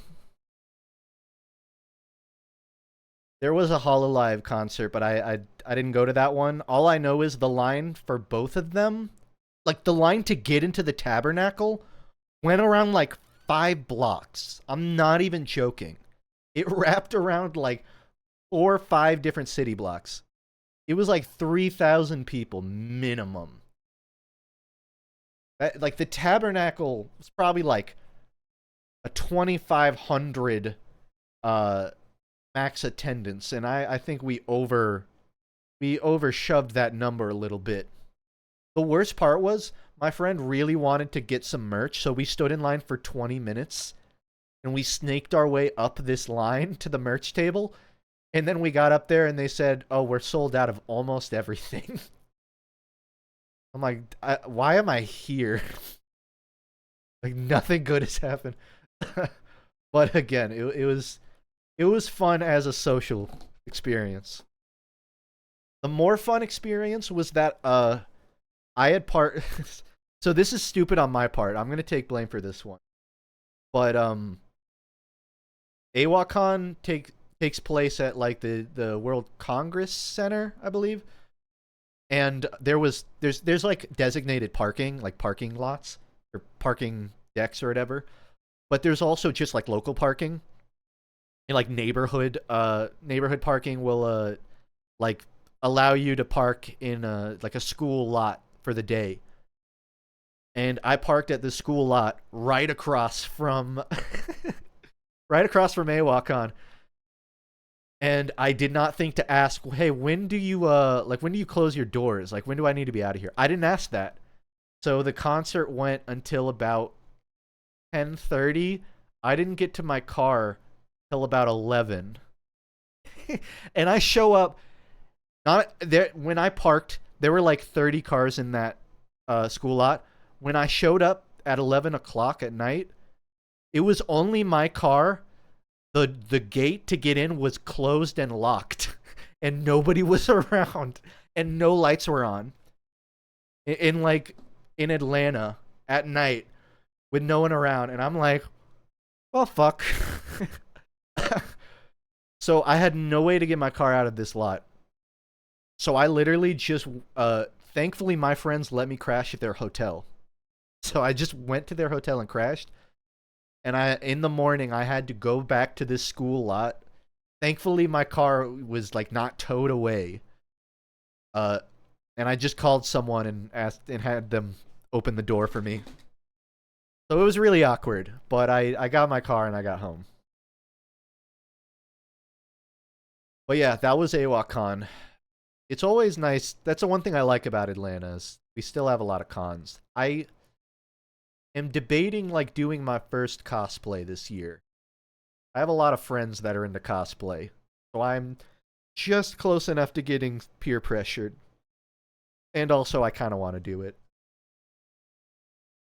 My first instinct would be Ginkgo from Mushishi, But I got a haircut, so that one would be hard, and it would be kind of e-boyish, and I think I'm a little too old for that.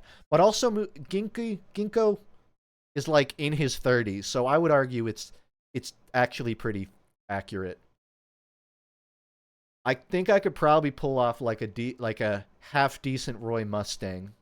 I mean, I'm not Asian, but I got the build and the hair for it. Other than that, I don't know. I'd have to give it some thought. Whenever I do it, I'll let you know. I'll update you. Cosplay as your avatar. I do have like a beanie hat that looks like mine, and I'll wear it sometimes to like cons. But I don't know if I would do like a full thing. I do not want to body paint myself green.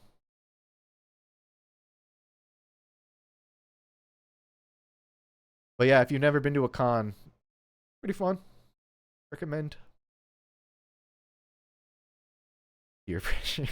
Yeah, I'm just trying to make myself feel better about wanting to cosplay. All right. I body painted myself green for Shrek once. It was horrible. Well, there you go. That's the confirmation I needed to not do it. Can't go out in gradient face. Yeah, that could be bad. Honestly, a Deadlock cosplay could be fun. I don't know who I could pull off though. Deadlock characters.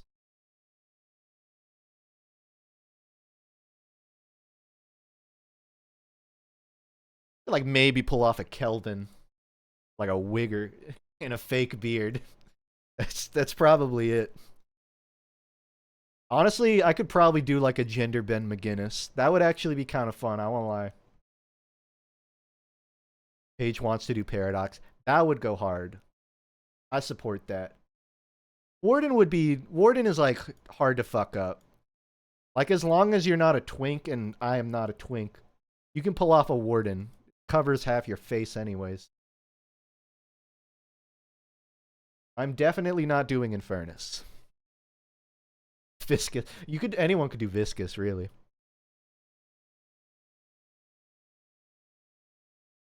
You could easily do Shiv. I can make Shiv work. Oh, and Krill. That one sounds like too much work. I can either like get ripped and do a Lash, or I can stay exactly how I am and do a McGinnis, and that one sounds easier. Have I ever cosplayed as a TF2 character? Nope. I did. This isn't really relevant, but I did help do a photo shoot for the TF2 cosplay last year at AWACon. Fun fact. It was actually pretty interesting. Like, I've never done, like, photography, but, because, like, Skyman was running the TF2 photo shoot.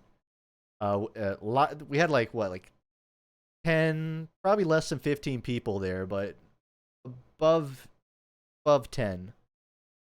So there were a lot of like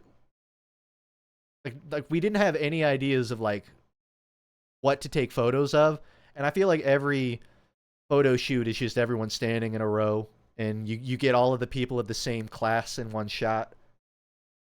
So I tried to like specifically take photos of people acting like they're on a TF2 server, acting candid, swinging weapons at each other. Doing like really wide angle close up shots, having the scout ragdoll on the floor, just a lot of goofy stuff. And it ended up being like pretty fun and a knowledgeable experience, I'd argue, on just like how photography works. So I've never cosplayed a TF2 character, but I've been around that environment a lot.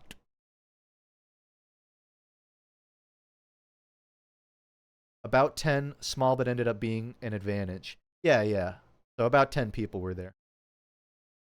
Funk, how did you first come up with your character for Twitch? It's in the FAQ if you have access below the stream. There's like a Google Doc, but I'll just tell you, like, the Bommy thing was an April Fool's mascot. I did like a Vine Sauce rip-off joke, and Bommy was my mushroom guy. And then I went, this is great, I could just steal this. And then I turned it into my own thing. So that's the origin of Bommy. What if someone cosplays you? Go for it.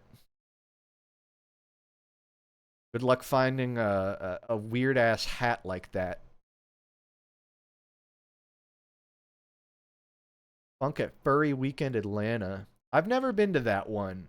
If I had friends going to it or I had a reason to, I would not hesitate. That's not really my environment, so I don't know if I would go just on my own, though. As you can see, Bommy does not have fur. I don't think that really... That's like a degree of separation that doesn't matter at all. But I also don't consider Bommy a persona. Really just a cartoon character.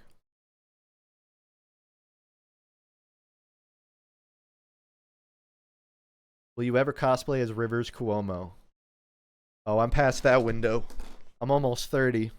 I can't pull off that look anymore. I can pull off the bags in his eyes from his later years. Is there a reason why they aren't an online persona for you? Not really.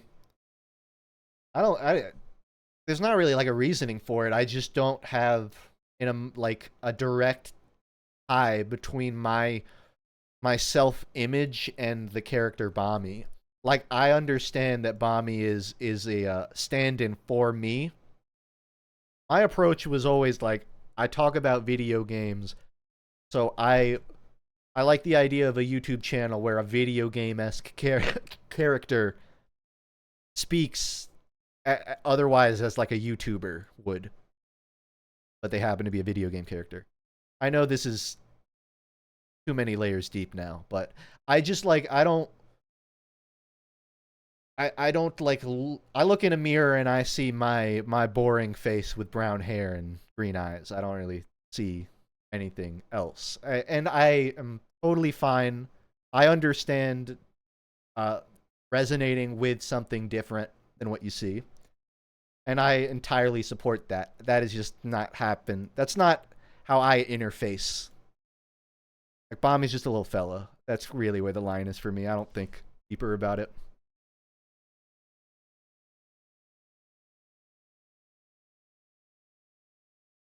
I found a prop atomizer at Goodwill.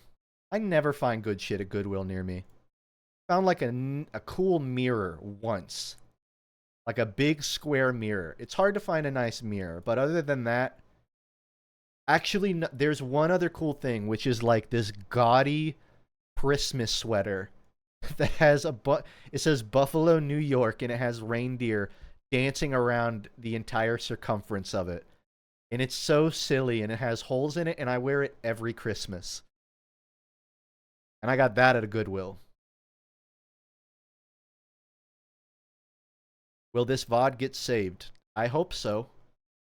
It should be up on this channel and on the YouTube archive later.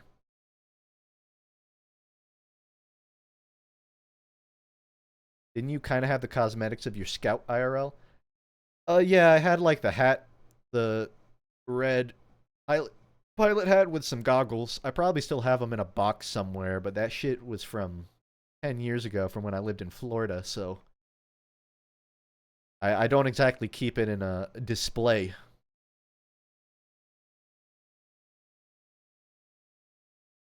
Alright, I have run out of water.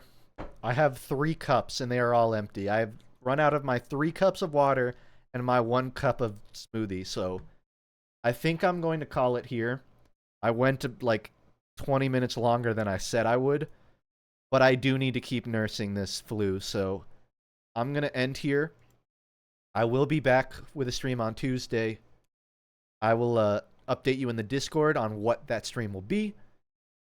And after that, you can expect me to somewhat regularly be streaming. For anyone who missed the announcements, next video, I'm working on a 1-month deadline, so it should be out like mid-March or I don't expect early February, but maybe, or I don't expect late February, but maybe early March. We'll see. Other than that, I think that's it. If you haven't seen my video, maybe see it. If you don't care to, that's fine. I'll upload again soon enough. Bye-bye, everybody. It's been a pleasure. Live long, live well. And, drink water, check your taxes, and, I don't know, punch Nazis. Night, everybody. I can't wave, but I can, like,